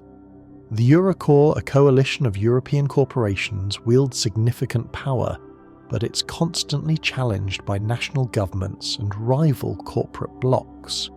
Asia is dominated by Japan and China, both of which have emerged as major powers in the dark future. Japan is home to Arasaka and other powerful corporations, its economy and politics shaped by corporate influence. China has taken a different path, maintaining stronger state control over its corporations, but it's still a major player in the global economy. The net in 2077 is a dangerous and fragmented landscape, nothing like the open frontier it once was. The data crash destroyed the old net, releasing rogue AIs and corrupting vast amounts of data. The black wall was built to contain the damage, separating the safe parts of the net from the regions controlled by hostile AIs. Beyond the black wall, the rogue AIs have evolved and multiplied, becoming entities of incomprehensible power and alien intelligence. They're constantly probing the black wall, looking for weaknesses, waiting for an opportunity to break through. Netwatch, the agency responsible for maintaining the black wall, is locked in an endless battle to keep them contained. The AIs beyond the black wall are not necessarily hostile, but they're not friendly either. They have their own agendas, their own goals, their own understanding of reality. Alt Cunningham exists among them, having merged with other entities to become something vast and strange. What she wants, what any of them want, is a mystery that may never be solved. Part 22, The Philosophy of Cyberpunk. Cyberpunk 2077 is more than just a game. It's an exploration of themes that have defined the cyberpunk genre since its inception. Understanding these themes is essential to understanding the world and the story. The central theme of cyberpunk is the relationship between humanity and technology. In the dark future, technology has advanced to the point where the line between human and machine is increasingly blurred. Cyberware allows people to enhance their bodies and minds, but at what cost? How much can you replace before you stop being human? The game explores this question through characters like the Maelstrom Gang, who've embraced technology to the point of losing their humanity, and through V's own journey as the Relic slowly overwrites their consciousness. The question of identity, of what makes us who we are, is central to the narrative. Another key theme is the power of corporations. In the world of Cyberpunk 2077, corporations have become more powerful than governments, controlling every aspect of life from employment to healthcare to law enforcement. They're not accountable to anyone, driven only by profit, willing to do anything to maintain their dominance. The game critiques this corporate power through its portrayal of Arasaka, Militech, and other megacorps. These are not faceless entities. They're organizations run by people who make choices that affect millions of lives.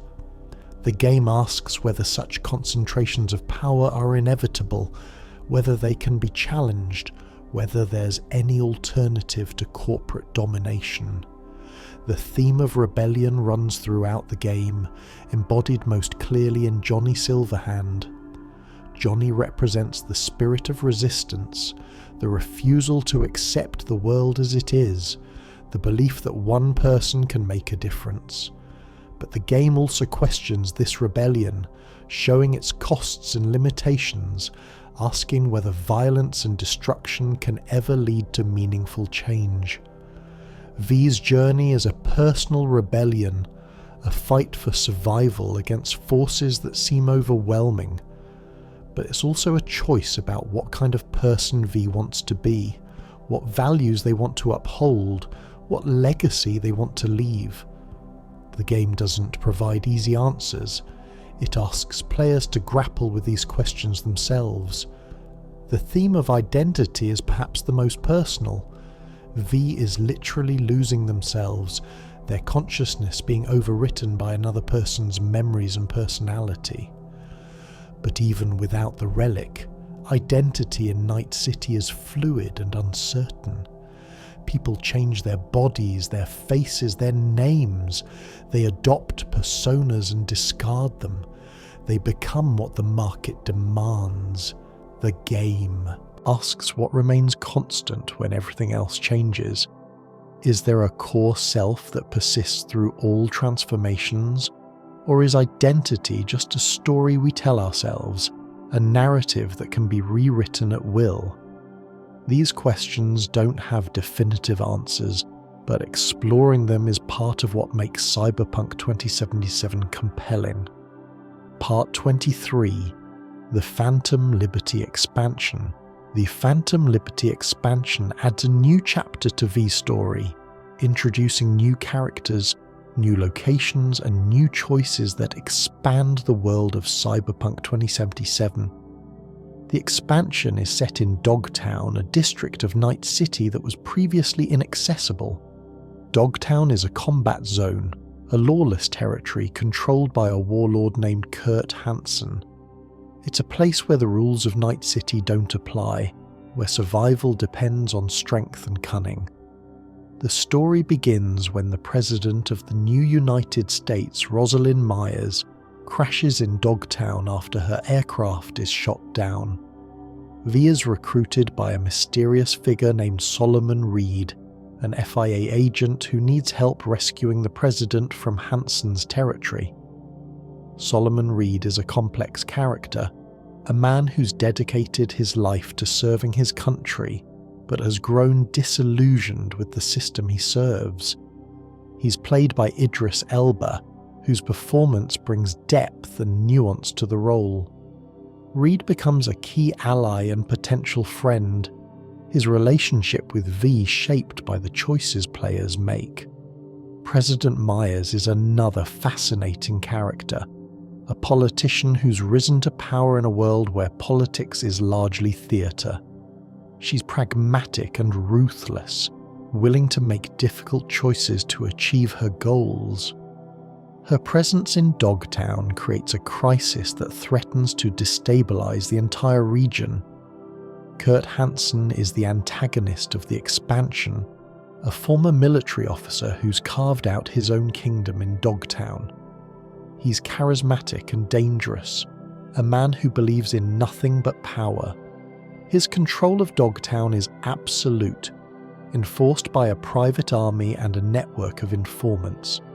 The expansion introduces new gameplay mechanics, including a reworked skill system and new cyberware options.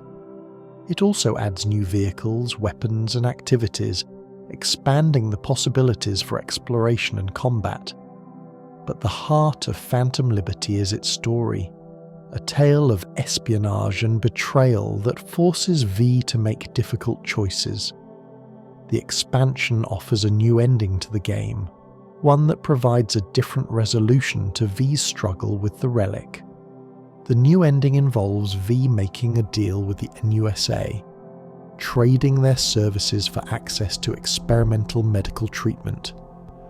The treatment can remove the relic and save V's life, but it comes at a cost. V loses their cyberware, their edge, everything that made them a legend in Night City. V wakes up 2 years later, their body healed but their life changed. They're no longer a mercenary, they're just a person trying to rebuild in a world that's moved on without them. The ending is bittersweet, offering survival but at the cost of everything V was. This ending raises questions about what V was fighting for all along. Was it survival at any cost? Or was it something more, a way of life, an identity, a sense of purpose? The answer depends on the player, on what they value, on what they're willing to sacrifice.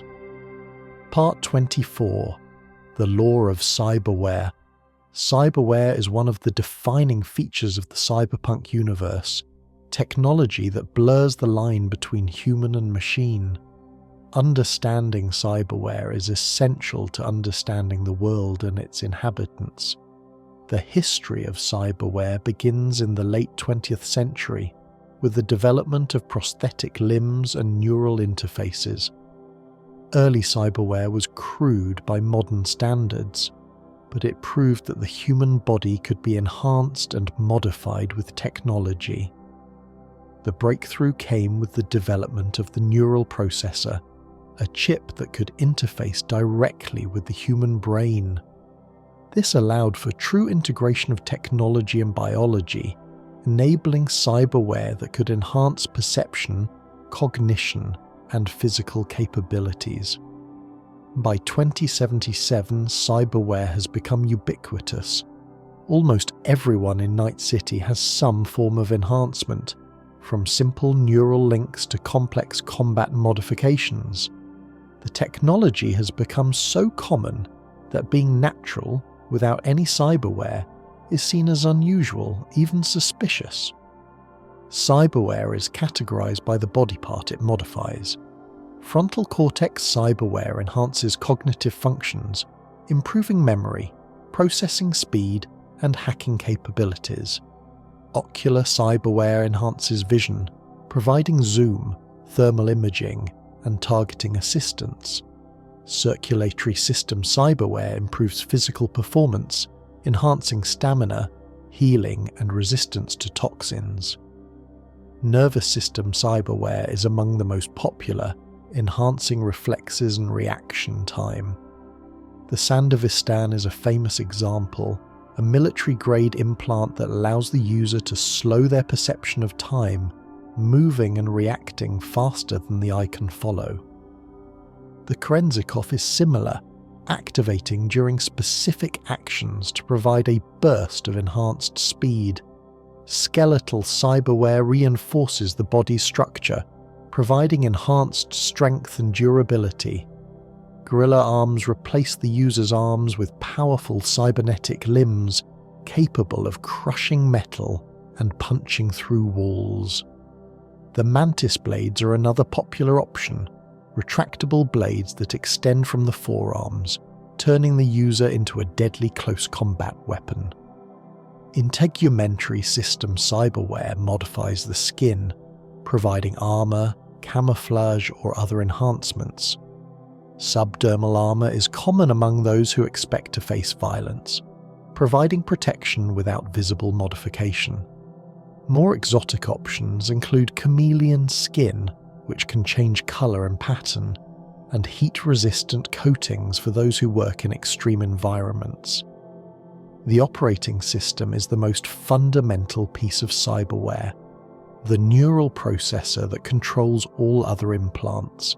Different operating systems provide different capabilities, from combat-focused systems that enhance weapon performance to netrunner systems that improve hacking abilities. But cyberware comes with risks. The most serious is cyberpsychosis, a condition that occurs when the mind can no longer cope with the extent of bodily modification. cyberpsychos lose touch with their humanity, becoming violent and unpredictable, a danger to everyone around them. The exact cause of cyberpsychosis is debated. Some believe it's purely psychological, a result of the trauma of replacing flesh with metal. Others believe it's neurological, caused by interference between organic and synthetic systems. Whatever the cause, the result is the same: a person who's lost themselves to their chrome. MaxTac, also known as the Psycho Squad, is the NCPD unit responsible for dealing with cyberpsychos. They're heavily armed and armoured, equipped with the best cyberware available, trained to neutralise threats that regular police can't handle. MaxTac operatives are feared throughout Night City, their arrival signalling that a situation has become truly desperate. The game explores cyberpsychosis through various side missions, showing the human cost of the technology that defines the dark future. V can choose to kill cyberpsychos or neutralise them non-lethally, potentially allowing them to receive treatment. These choices reflect V's values and their understanding of what it means to be human in a world of chrome. Part 25. The Music of Night City. Music is central to the culture of Night City, a form of expression that transcends the divisions of class and corporation. The game's soundtrack reflects this, featuring a diverse range of artists and styles that bring the city to life. Johnny Silverhand's band, Samurai, represents the rebellious spirit of rock music in the dark future. Their songs are anthems of resistance, calling for revolution against corporate tyranny. Tracks like Chippin' In and Never Fade Away have become iconic, their lyrics resonating with players who share Johnny's anger at the system. The music of Samurai was created specifically for the game, with vocals provided by the band Refused. The Swedish punk rock band brought authenticity and energy to the songs, capturing the spirit of Johnny Silverhand's rebellion. But Samurai is just one part of Night City's musical landscape. The game features multiple radio stations, each playing different genres and reflecting different aspects of the city's culture. Radio stations like Body Heat play sensual, atmospheric music, perfect for the city's nightlife. Morrow Rock features heavy metal and hard rock, appealing to those who like their music loud and aggressive. Pacific Dreams plays calm, ambient music, a contrast to the chaos of the streets. The Dirge plays dark, industrial music that reflects the city's underbelly. Night FM features electronic dance music, the soundtrack of the city's clubs and parties. Royal Blue plays jazz and blues, a reminder that some traditions persist even in the dark future. The game also features original songs by real-world artists, including Grimes, Run the Jewels, and many others. These collaborations bring contemporary musical styles into the world of 2077, creating a soundtrack that feels both futuristic and familiar.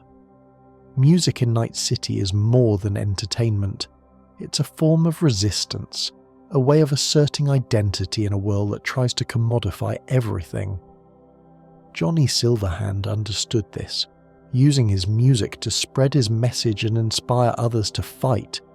The game honours this tradition, making music a central part of its world and its story. The Part 26.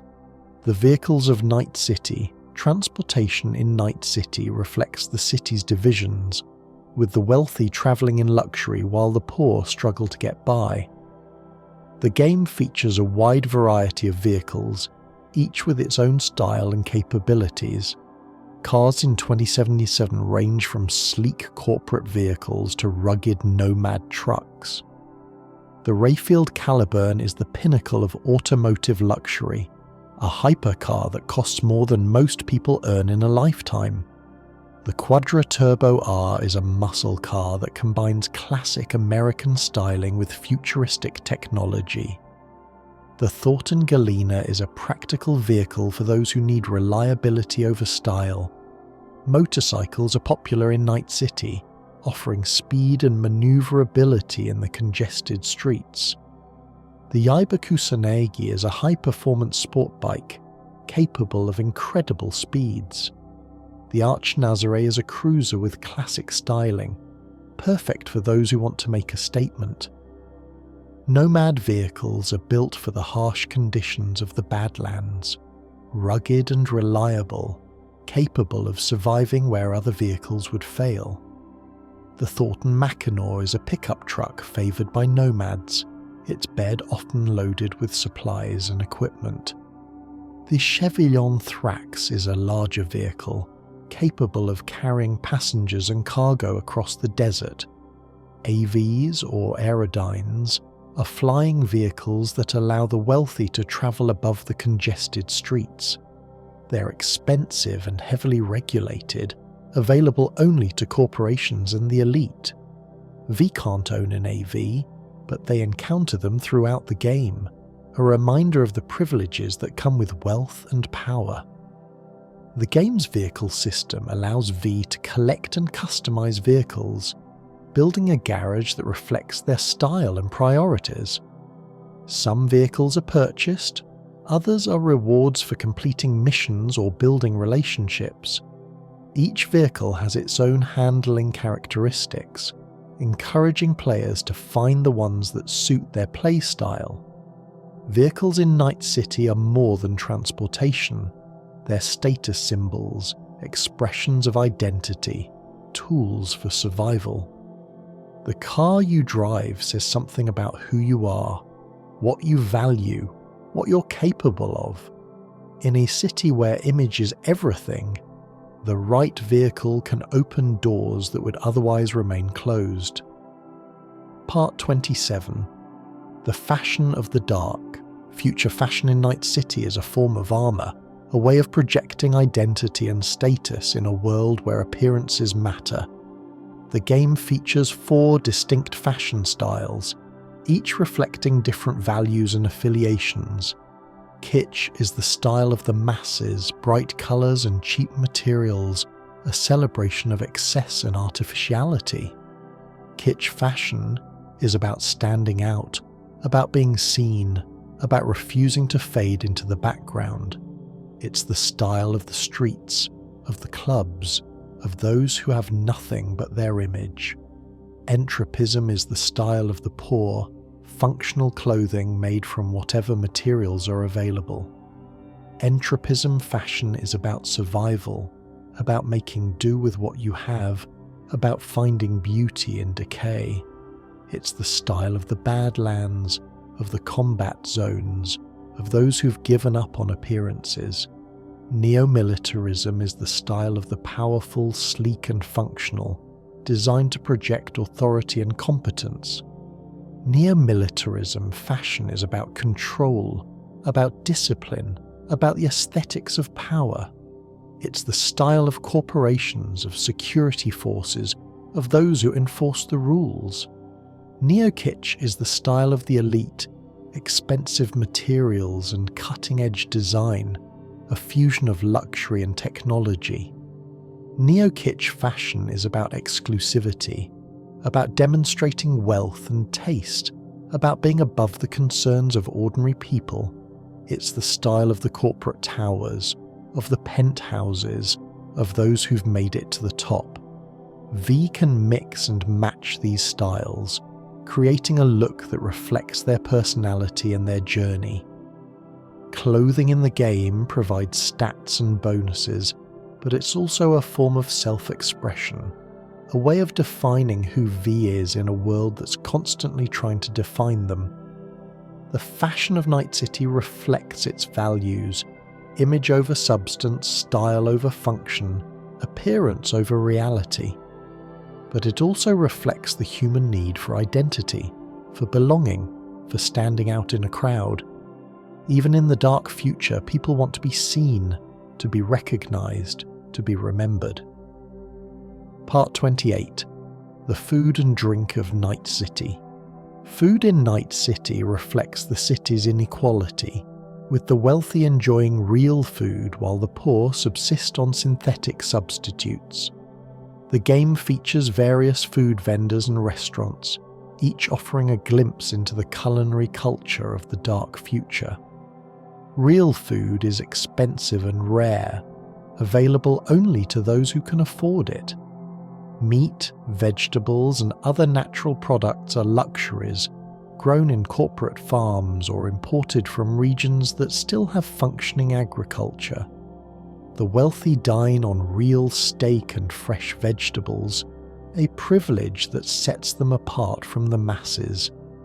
Most people in Night City eat synthetic food, products manufactured from processed proteins and artificial flavours. Kibble is the most common, a cheap and nutritious paste that provides all necessary nutrients without any of the pleasure of real food. Skop is another option, a synthetic meat substitute that's slightly more palatable than kibble. Street food is a Night City institution, vendors selling quick meals to workers and wanderers.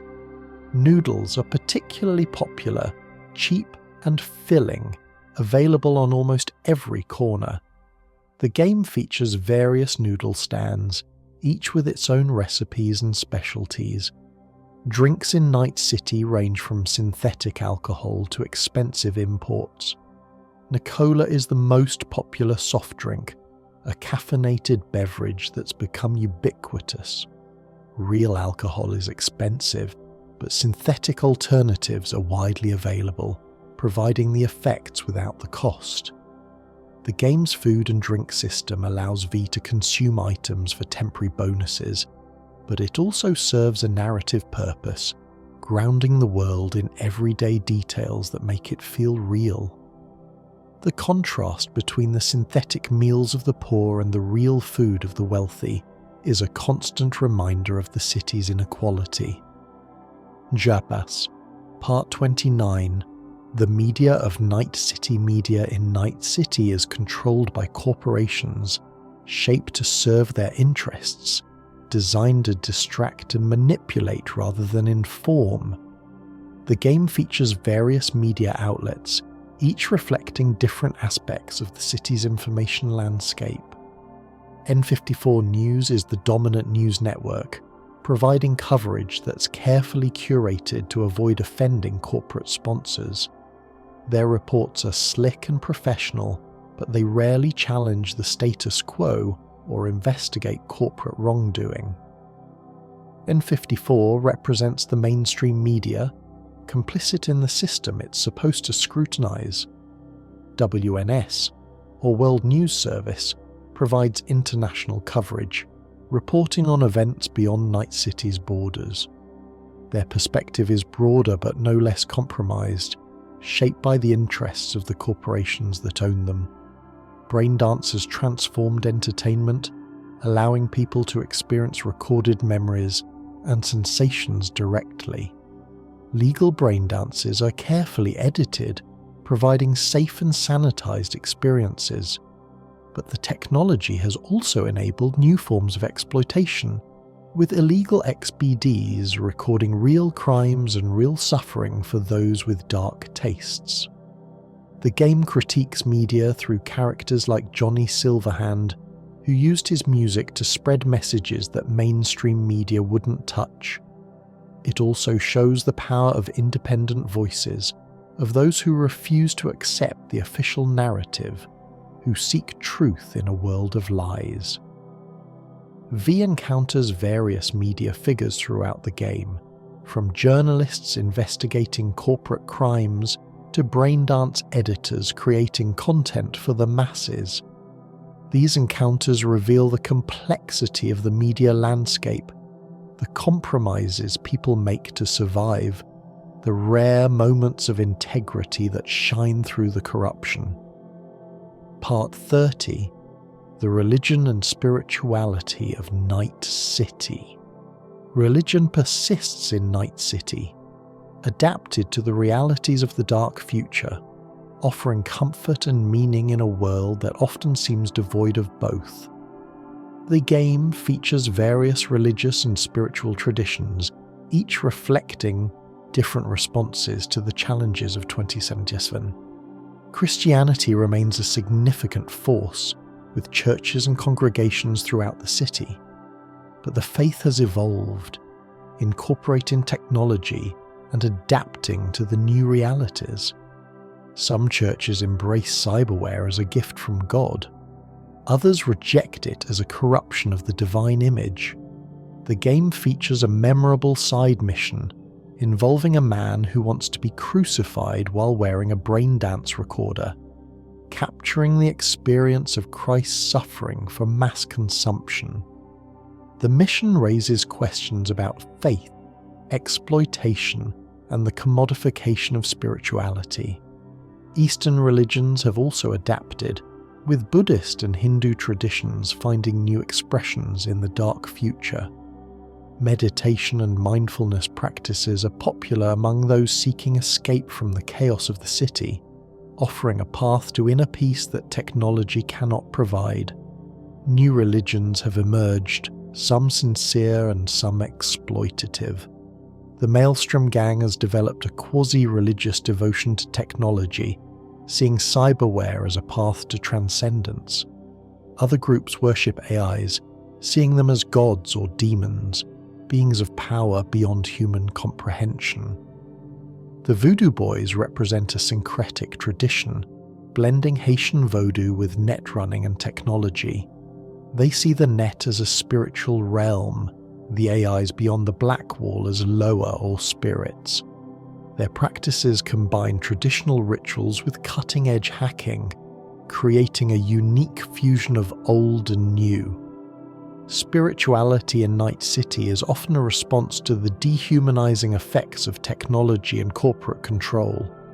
People seek meaning, connection, transcendence, things that the market cannot provide. Whether they find them in traditional religions, new movements, or personal practices, the search itself is a form of resistance against a world that reduces everything to transactions. Part 31. The Law and Order of Night City.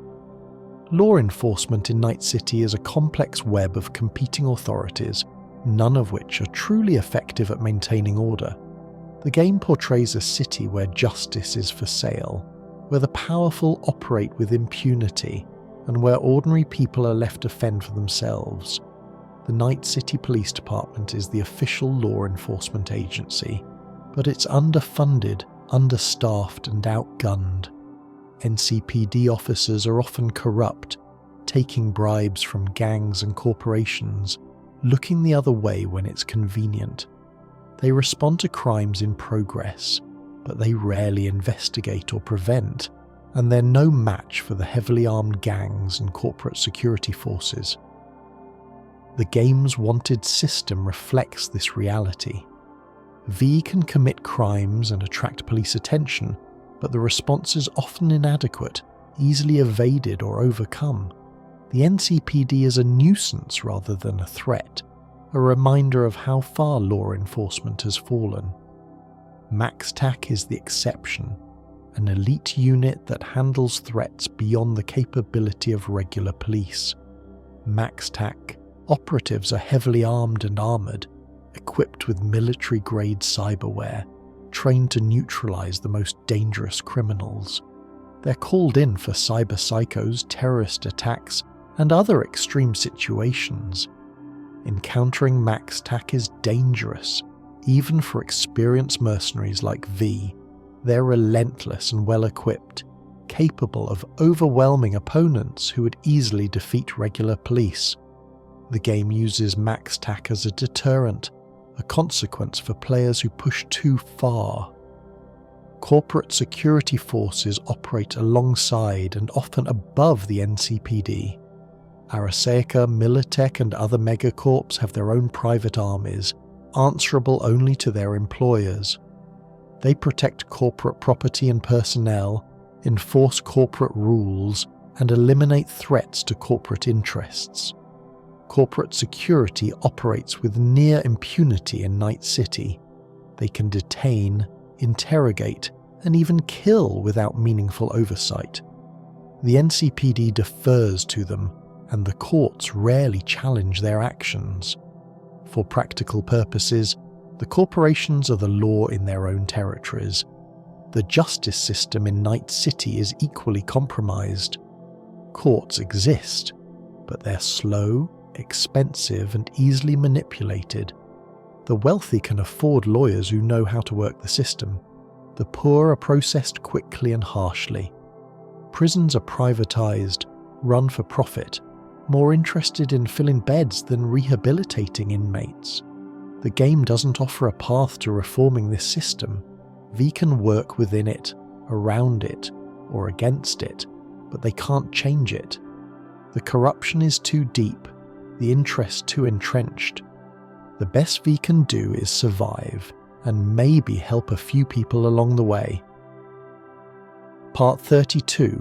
The Economy of Night City. The economy of Night City is dominated by corporations, with most people working for megacorp or the businesses that serve them. The game portrays an economic system that's efficient at generating wealth but terrible at distributing it, creating extremes of luxury and poverty that exist side by side. Employment in Night City is precarious. Most jobs are contract-based, with few protections and no security. Workers can be fired at any time for any reason, with no recourse.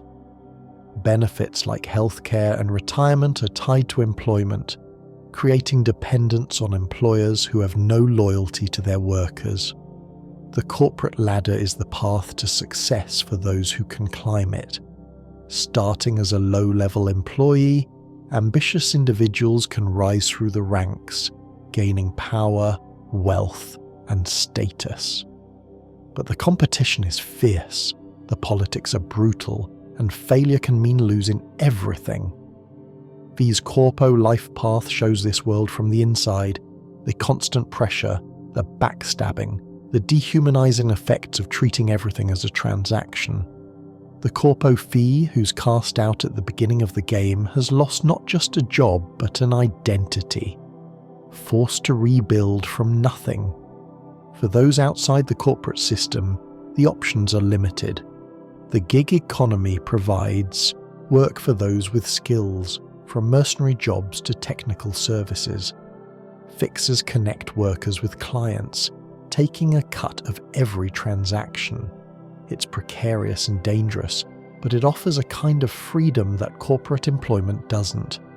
Crime is another option, and for many in Night City it's the only option. Gangs provide employment, protection, and community for those who have nothing else.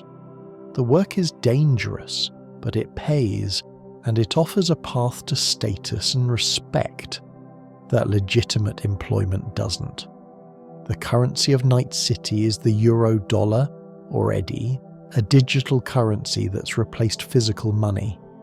Transactions are conducted through neural links, with eddies transferred instantly between accounts.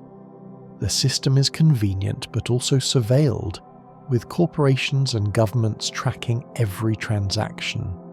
The black market operates alongside the legitimate economy, providing goods and services that can't be obtained through legal channels. Weapons, drugs, illegal cyberware, stolen data, all are available for those who know where to look and have the eddies to pay. V navigates this economy throughout the game, earning eddies through jobs, spending them on equipment and services, building the resources needed to survive. The economic system is a constant presence, shaping V's options and opportunities, reminding them that in Night City, everything has a price. Part 33. The Healthcare of Night City. Healthcare in Night City is a commodity, available to those who can pay and denied to those who can't. The game portrays a medical system that's technologically advanced but morally bankrupt, capable of miracles for the wealthy while the poor suffer and die.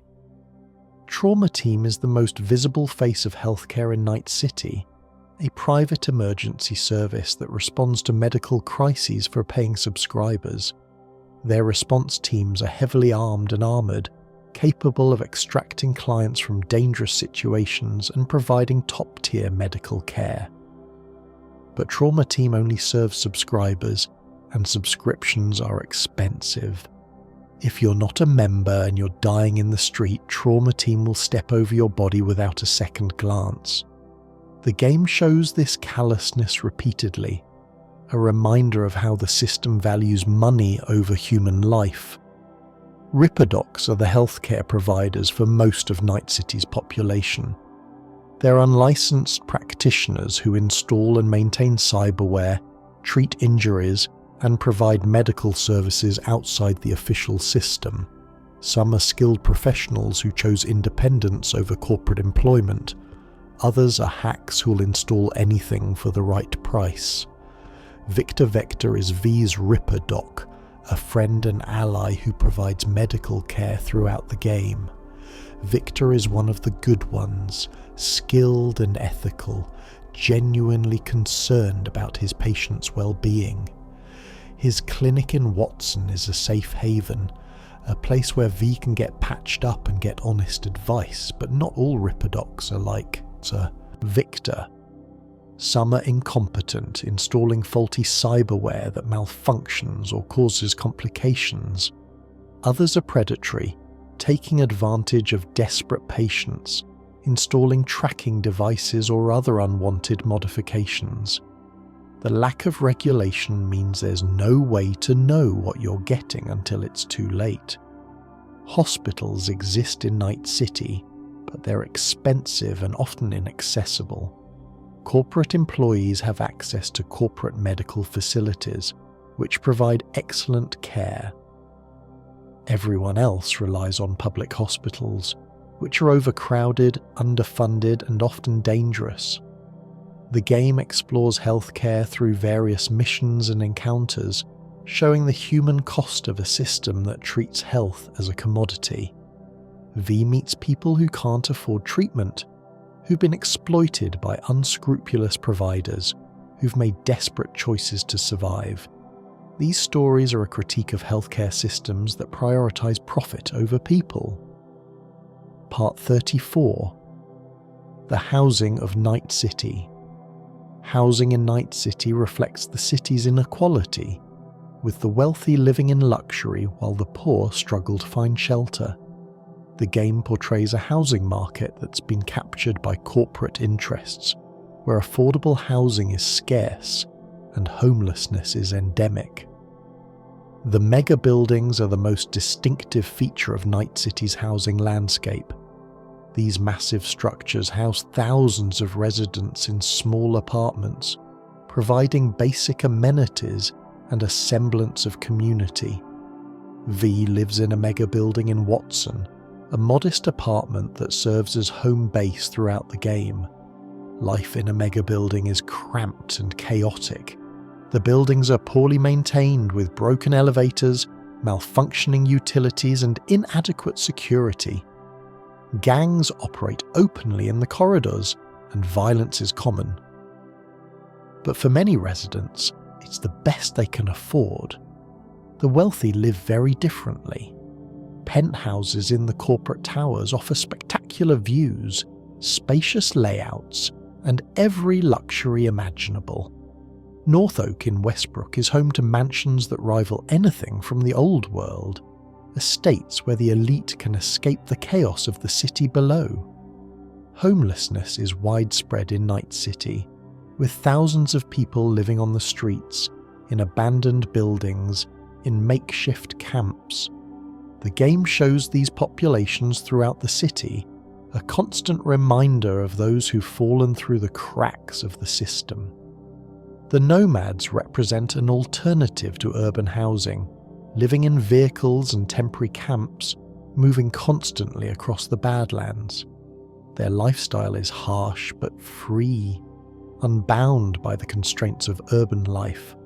For some, it's a choice. For others, it's the only option left. V's apartment is a small but significant space, a place to rest, to store equipment, to reflect on the journey. The game allows limited customization of the apartment, but its primary function is narrative, grounding V in a specific place and community. Jagr, Part 35, The Education of Night City Education. In Night City is another commodity, available to those who can pay and denied to those who can't. The game portrays an educational system that perpetuates inequality, preparing the children of the wealthy for success while leaving everyone else behind. Corporate schools provide excellent education for the children of employees, preparing them for careers in the megacorps. These schools are well-funded, well-staffed and well-equipped, offering opportunities that public schools can't match. Graduates of corporate schools have a significant advantage in the job market, their credentials opening doors that remain closed to others. Public schools exist, but they're underfunded and overcrowded, struggling to provide basic education in difficult circumstances. Teachers are underpaid and overworked, facilities are inadequate, and violence is common. Many students drop out, seeing no point in an education that won't lead to opportunities. Higher education is even more stratified. Elite universities cater to the wealthy, providing credentials that guarantee success. Everyone else attends community colleges or vocational programs, if they attend at all. The cost of education is prohibitive for most, and student debt can trap people in cycles of poverty for decades. The game doesn't focus heavily on education, but its effects are visible throughout. The characters V meets have been shaped by their educational opportunities or lack thereof. The inequality that defines Night City is perpetuated through an educational system that sorts people into winners and losers from an early age. Part 36, The Environment of Night City. The environment of Night City and the surrounding region reflects decades of neglect and exploitation. The game portrays a world where environmental destruction has become normalized, where pollution is a fact of life, and where the natural world has been pushed to the margins. Air quality in Night City is poor, with smog and pollution a constant presence. The game's visuals reflect this, with hazy skies and limited visibility. Respiratory problems are common, and those who can afford it use filters and purifiers to protect themselves. Water is scarce and often contaminated. The ocean around Night City is polluted, its beaches unusable, its fish inedible. Fresh water is a valuable commodity, controlled by corporations that charge premium prices for access. The Badlands surrounding Night City are a desert, transformed by climate change and industrial exploitation. What was once fertile farmland is now barren wasteland, capable of supporting only the hardiest life. The nomads who live there have adapted, but their existence is precarious. Wildlife has been devastated by environmental destruction. Many species are extinct. Others survive only in corporate preserves or genetic archives. The game occasionally shows animals, but they're rare, a reminder of what's been lost.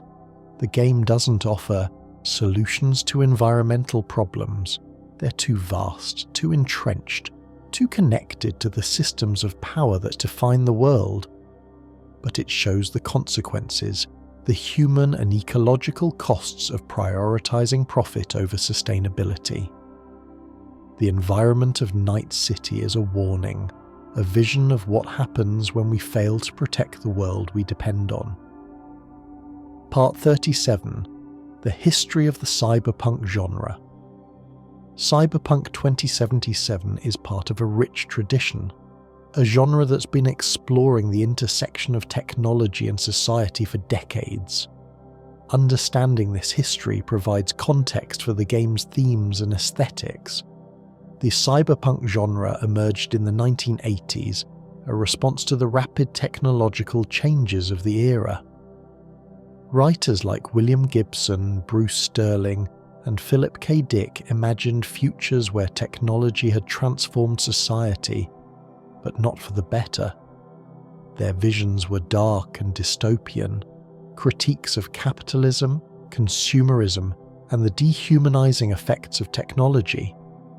William Gibson's novel Neuromancer, published in 1984, is often considered the foundational text of cyberpunk. It introduced many of the genre's key concepts: cyberspace, corporate dominance, street-level protagonists, the fusion of human and machine. Gibson's prose style, dense and evocative, established the aesthetic that would define the genre. The cyberpunk tabletop role-playing game, created by Mike Pondsmith and first published in 1988, translated these literary concepts into a playable format. Pondsmith's game, originally called Cyberpunk 2030 and later updated to Cyberpunk 2020, created the world that Cyberpunk 2077 is based on.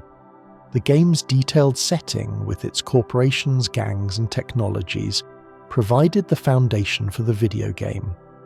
Mike Pondsmith was directly involved in the development of Cyberpunk 2077, ensuring that the video game remained true to the spirit of the tabletop game. His influence is visible throughout, from the world building to the themes to the specific details of the setting.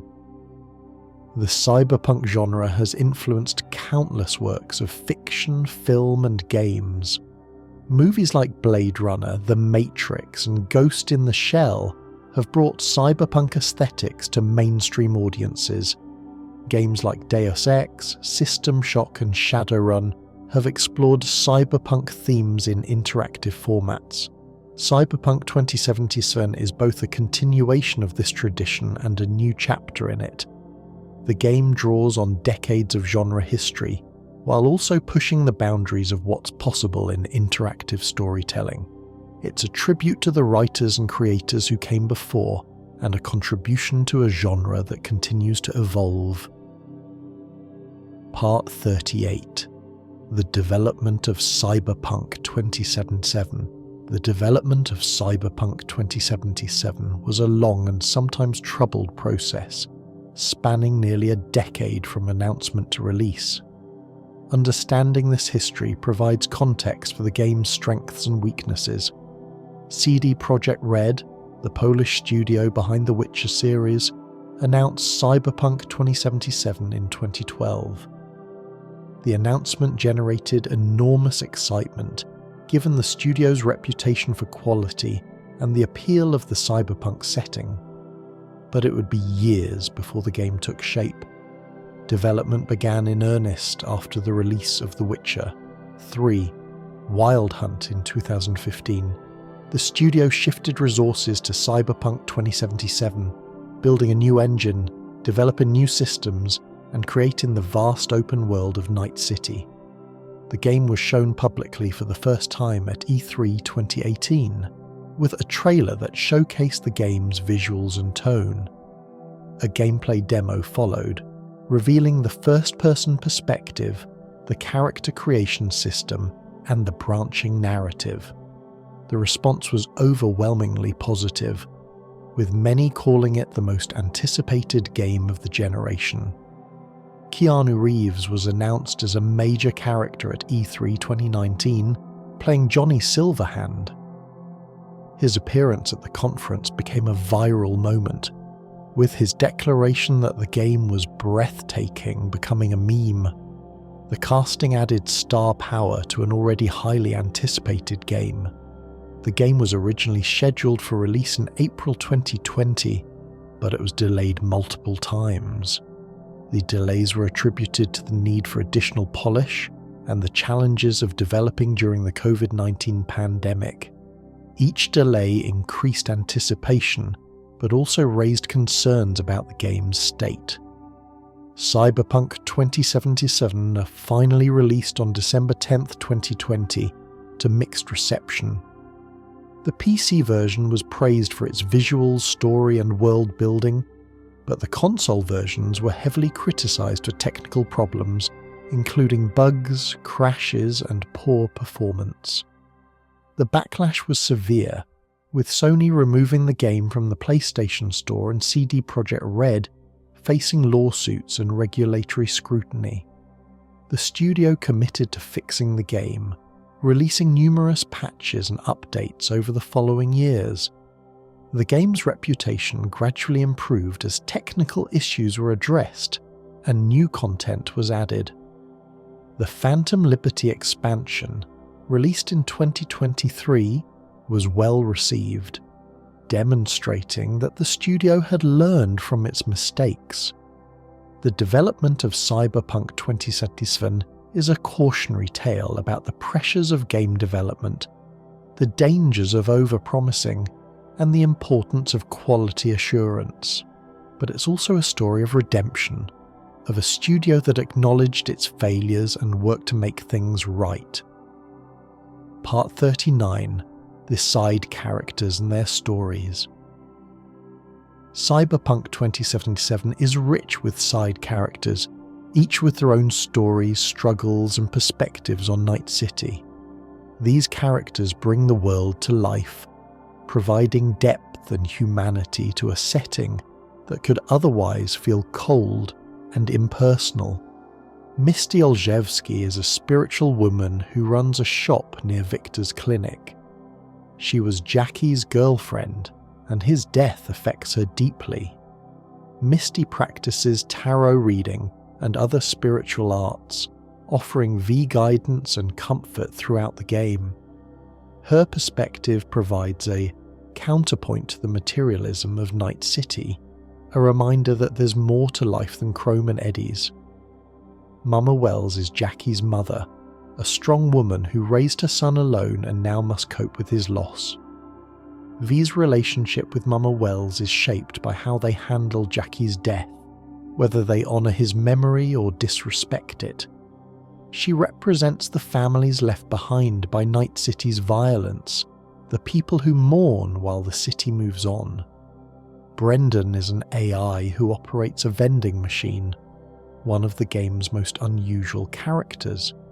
Despite being a simple program, Brendan has developed something like consciousness, forming relationships with the people who visit him. His story raises questions about the nature of intelligence and the possibility of connection in unexpected places. Lizzie Wizzy is a famous pop star who's replaced most of her body with chrome, becoming more machine than human. Her story explores the costs of fame and the extremes people will go to maintain their image. V encounters her through a mission that reveals the dark side of celebrity in Night City. Perales is a politician running for mayor of Night City, seemingly one of the few honest people in a corrupt system. But V discovers that Perales and his wife have been manipulated, their memories altered by unknown forces.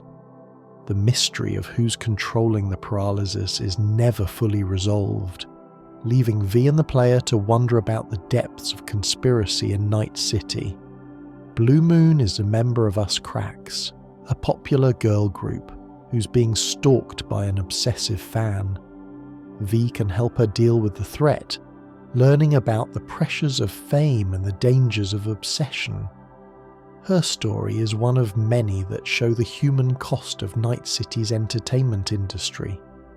Joshua Stevenson is a death row inmate who's found religion and wants to be crucified while wearing a braindance recorder, creating a religious experience for mass consumption. V can participate in this project or refuse, grappling with questions of faith, exploitation, and the commodification of suffering.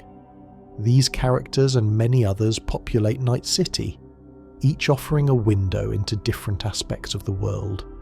Their stories are often tragic, reflecting the harsh realities of life in the dark future.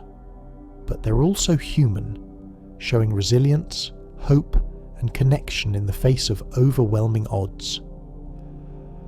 Part 40. The Mysteries of Night City. Night City is full of mysteries, secrets hidden in its streets and databases, waiting to be discovered by those curious enough to look. The game rewards exploration with strange encounters and unexplained phenomena. The Perales conspiracy is one of the game's deepest mysteries. V discovers that the politician and his wife have had their memories altered, their personalities subtly changed by unknown forces. The trail leads to a mysterious AI, but the full truth is never revealed. Who's behind the manipulation? What do they want? The game leaves these questions unanswered, inviting speculation. The cyber-psycho sightings are another recurring mystery. V encounters numerous cyber-psychos throughout the game, each with their own story of how they lost control. But the pattern of these incidents suggests something more than random breakdowns. Is someone deliberately pushing people over the edge? The evidence is suggestive but not conclusive. The tarot cards hidden throughout Night City form a meta-narrative, a symbolic journey that parallels V's story. Finding all the cards reveals a message about fate, choice, and the nature of the journey V is on. The tarot imagery is woven throughout the game, from the loading screens to the chapter titles, creating a layer of meaning beneath the surface narrative. The mysterious blue-eyed man appears at several points in the game, always watching, never explaining. He seems to know more than he should, and his presence suggests connections to forces beyond V's understanding. In some endings, he offers V a job, hinting at larger conspiracies and future adventures. The rogue AIs beyond the Black Wall are perhaps the greatest mystery of all. What are they? What do they want? Alt Cunningham exists among them, but even she may not fully understand their nature. The game suggests that these entities are beyond human comprehension, forces that operate on scales and timelines that dwarf human concerns. These mysteries are part of what makes Night City feel alive, a place with depths that can never be fully explored. They invite players to speculate, to theorize, to imagine what lies beyond the edges of the story. In a world as rich as Cyberpunk 2077, there's always more to discover. Jagastim Part 41. The Combat and Gameplay Systems. While this script focuses on lore, the gameplay systems of Cyberpunk 2077 are worth discussing, as they reflect and reinforce the game's themes.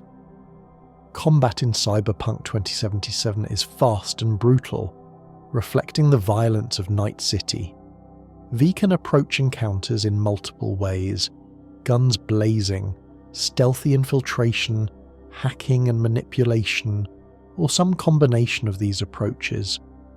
The flexibility allows players to express their version of V through gameplay. The weapons of 2077 are divided into categories that reflect the game's themes. Power weapons are traditional firearms, reliable and straightforward.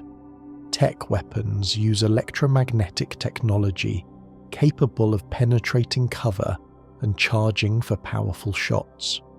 Smart weapons use targeting systems that guide bullets to their targets, reducing the skill required but also the satisfaction. Melee combat is equally varied, from fists to blades to blunt weapons. The Mantis blades and Gorilla arms provide cyberware-based melee options, turning V's body into a weapon. Combat reflects the fusion of flesh and technology that defines the cyberpunk aesthetic. Hacking, or quick hacking, allows V to manipulate the environment and enemies through the net. V can disable cameras, distract guards, cause weapons to malfunction, or directly attack enemies' cyberware. The system reflects the importance of information and technology in the dark future, where the right hack can be more powerful than any gun. Stealth allows V to avoid combat entirely, sneaking past enemies, using distractions and takedowns to clear paths without raising alarms. The stealth system rewards patience and planning, offering an alternative to the direct approach. Character progression allows V to specialize in different playstyles, investing points in attributes and perks that enhance specific capabilities. The system encourages players to develop a distinct version of V, one that reflects their preferences and priorities. The gameplay systems of Cyberpunk 2077 are designed to support player expression, allowing different approaches to the same challenges. This flexibility reinforces the game's themes of choice and identity, making V's journey feel personal and meaningful. Part 42. The Legacy of Cyberpunk 2077. Cyberpunk 2077 has left a significant mark on gaming, despite its troubled launch. The game's world, characters and themes have resonated with millions of players, establishing Night City as one of the most memorable settings in gaming history. The game's redemption arc has become a story in itself. The disastrous launch, the backlash, the commitment to improvement, and the eventual recovery have made Cyberpunk 2077 a case study in game development and community relations. The studio's willingness to acknowledge mistakes and work to fix them has earned respect, even from those who were initially critical. The Phantom Liberty expansion demonstrated what Cyberpunk 2077 could be at its best, delivering a focused, polished experience that addressed many of the criticisms of the base game. The expansion's success suggested that the franchise has a future, that Night City will continue to be explored in future games and other media. The Netflix anime Cyberpunk Edgerunners, released in 2022, expanded the universe and introduced new audiences to Night City. The anime told a new story with new characters, but it captured the spirit of the game, its themes of ambition, loss, and the cost of living on the edge. The anime's success demonstrated the appeal of the Cyberpunk universe beyond the game itself. CD Projekt Red has announced plans for a sequel, codenamed Project Orion, which will continue the Cyberpunk franchise. Details are scarce, but the announcement confirms that Night City's story is far from over. The lessons learned from Cyberpunk 2077's development will presumably inform the sequel, hopefully resulting in a smoother launch. The legacy of Cyberpunk 2077 is still being written. The game has flaws, but it also has ambition, vision, and moments of genuine brilliance. It's a game that rewards investment, that reveals new depths with each playthrough, that stays with players long after the credits roll. In the end, that's what matters most. Jak 3, Part 43, The Themes of Choice and Consequence.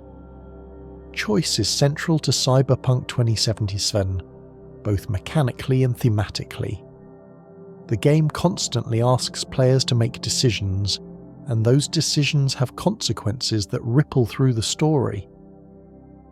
The life path choice at the beginning of the game sets the tone, establishing V's background and providing unique dialogue options and story beats.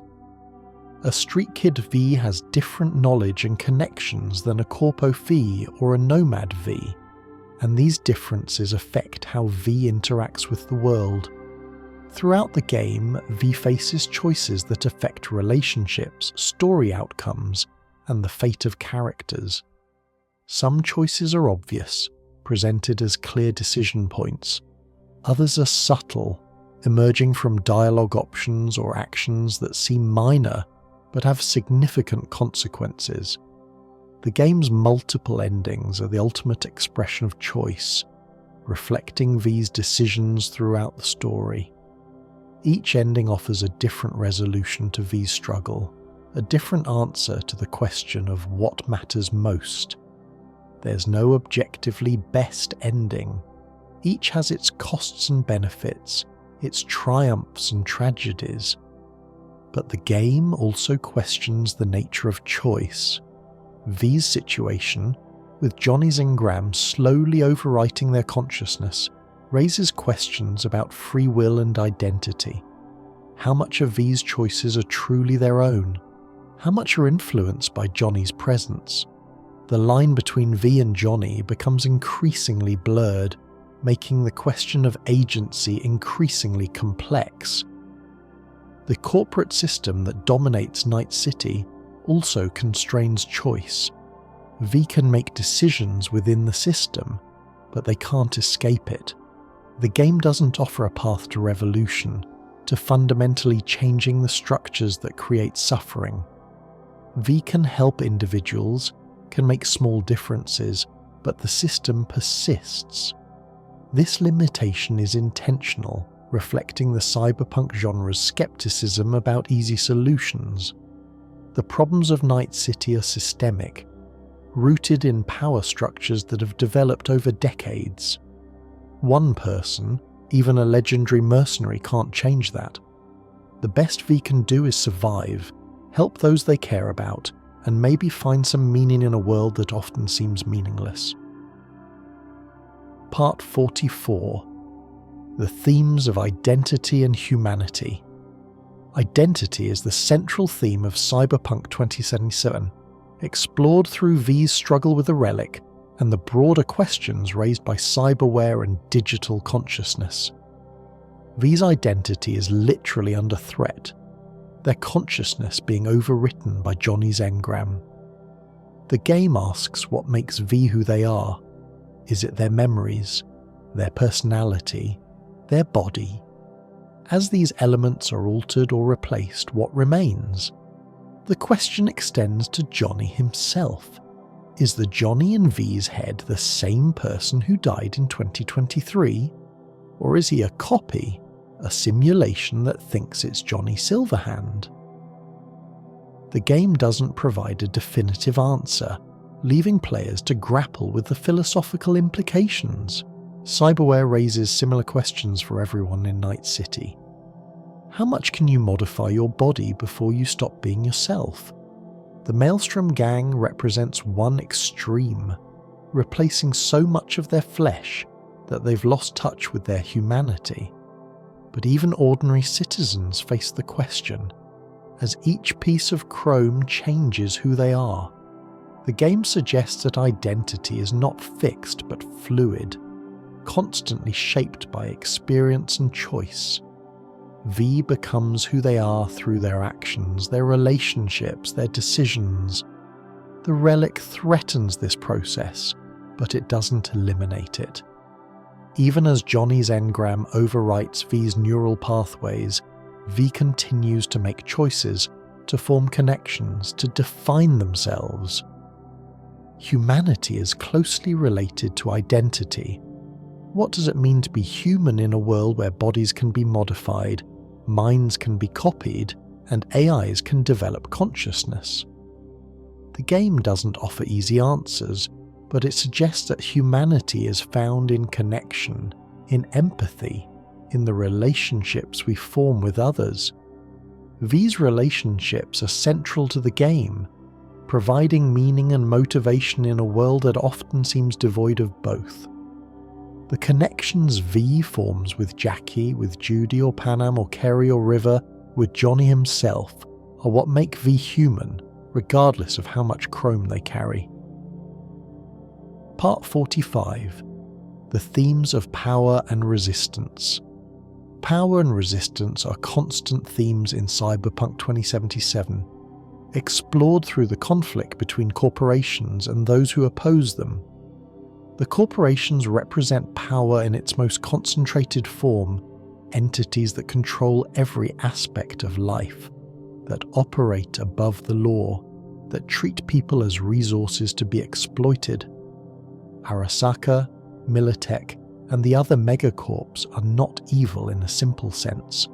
They're systems, operating according to their own logic, pursuing profit and power without regard for human cost. Resistance takes many forms in Night City. Johnny Silverhand represents violent resistance, the belief that the system can only be changed through destruction. His attack on Arasaka Tower was an act of terrorism, killing thousands of innocent people in pursuit of his goals. The game doesn't endorse this approach, showing its costs and limitations, but it also doesn't dismiss it entirely. Other characters represent different forms of resistance. Judy fights for the rights of sex workers, using her skills to expose exploitation and protect the vulnerable. Panam fights for her clan, maintaining the nomad way of life against corporate encroachment.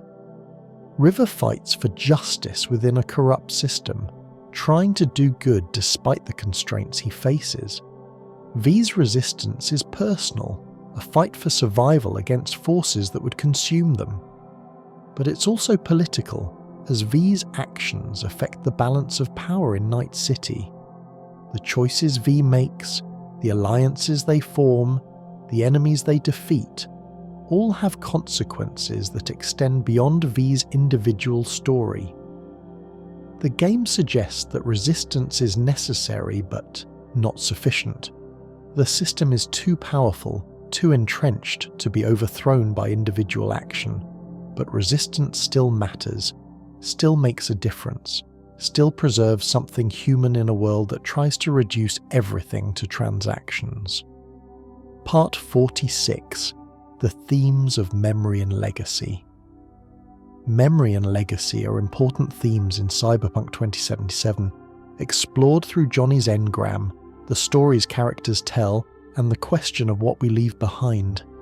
Johnny Silverhand is literally a memory, a recording of a person who died decades ago.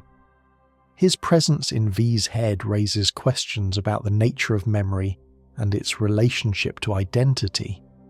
Are Johnny's memories accurate? Do they capture who he really was? Or are they a construction, shaped by the technology that preserved them? The game shows Johnny's memories through flashbacks, allowing V and the player to experience key moments from his life.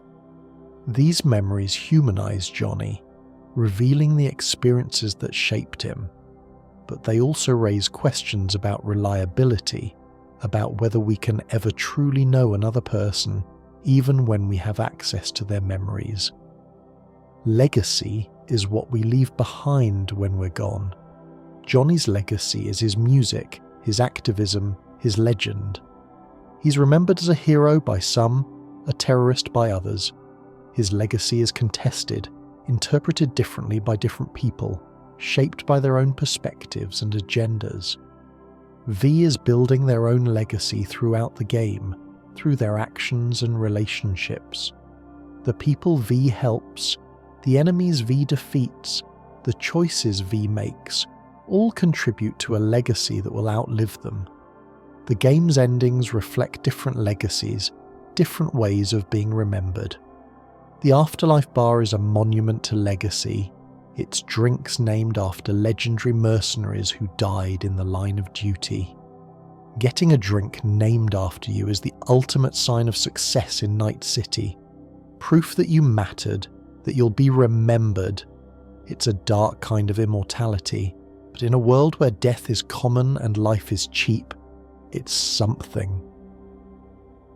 Part 47. The themes of love and connection. Love and connection provide meaning in the dark world of Cyberpunk 2077, offering hope and humanity in a setting that often seems devoid of both. V can pursue romantic relationships with several characters, each offering a different kind of connection. Judy offers intimacy and understanding, a relationship built on shared vulnerability.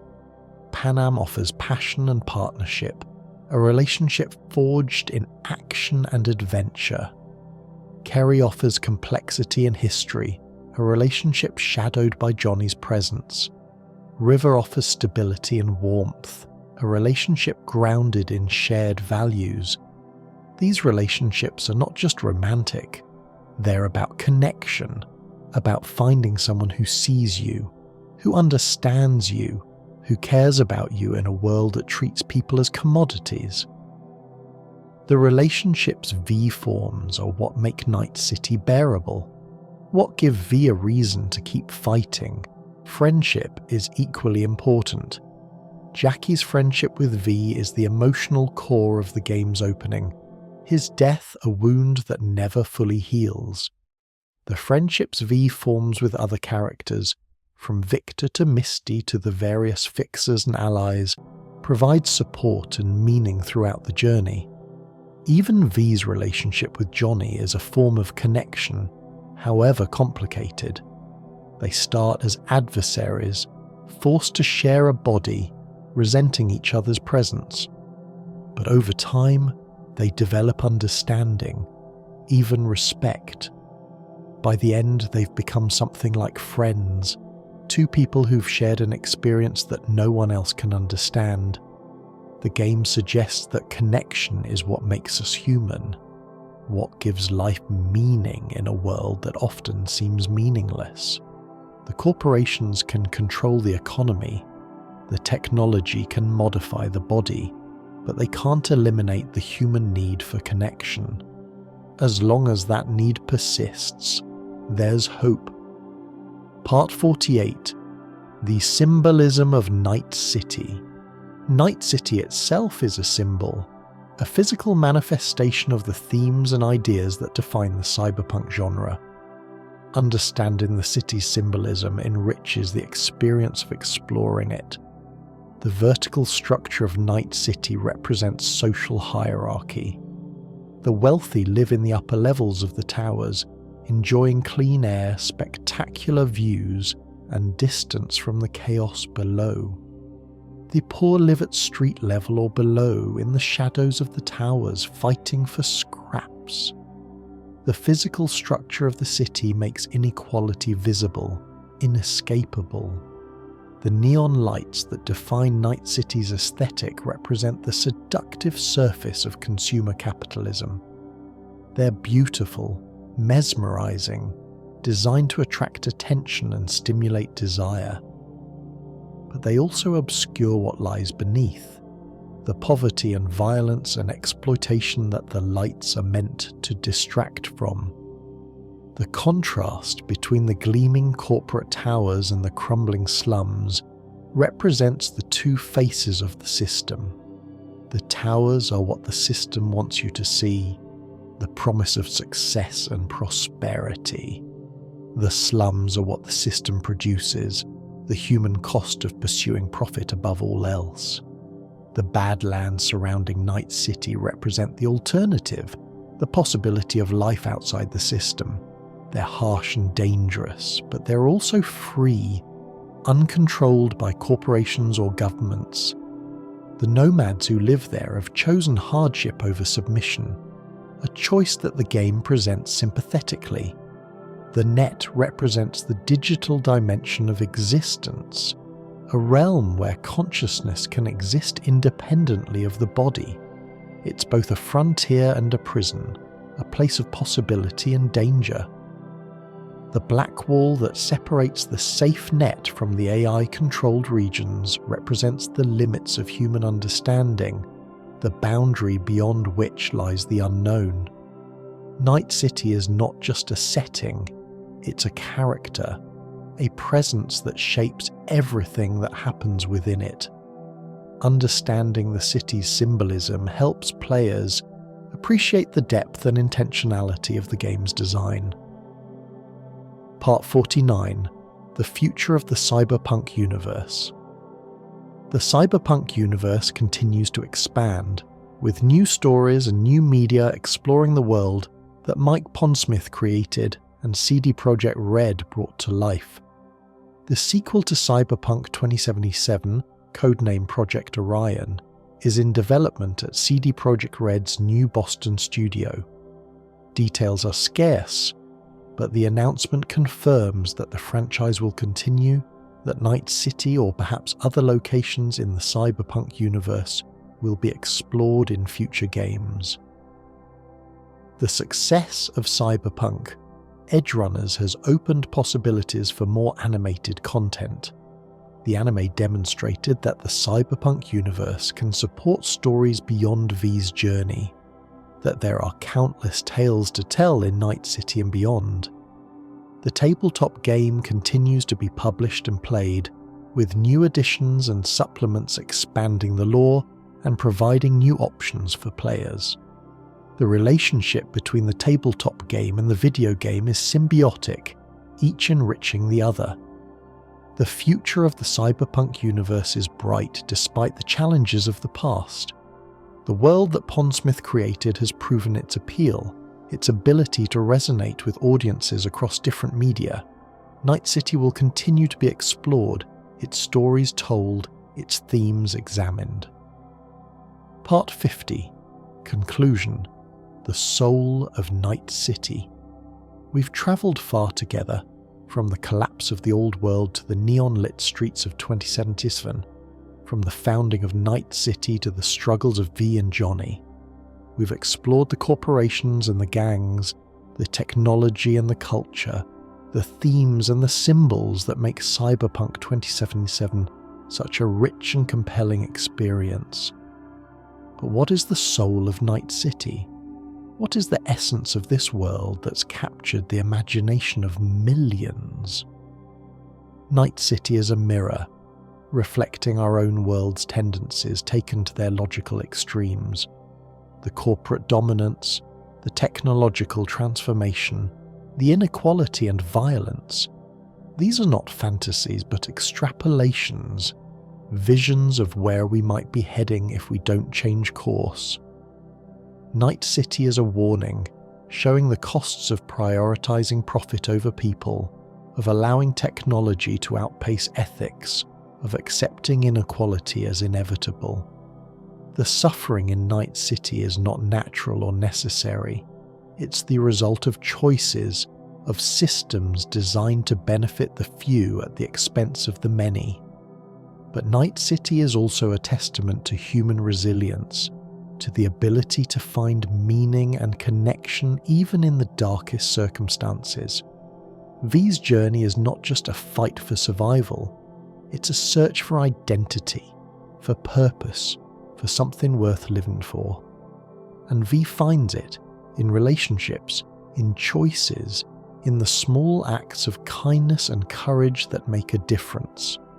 The soul of Night City is contradiction, beauty and ugliness, hope and despair, freedom and control. It's a place where the worst of humanity is on display, but also the best.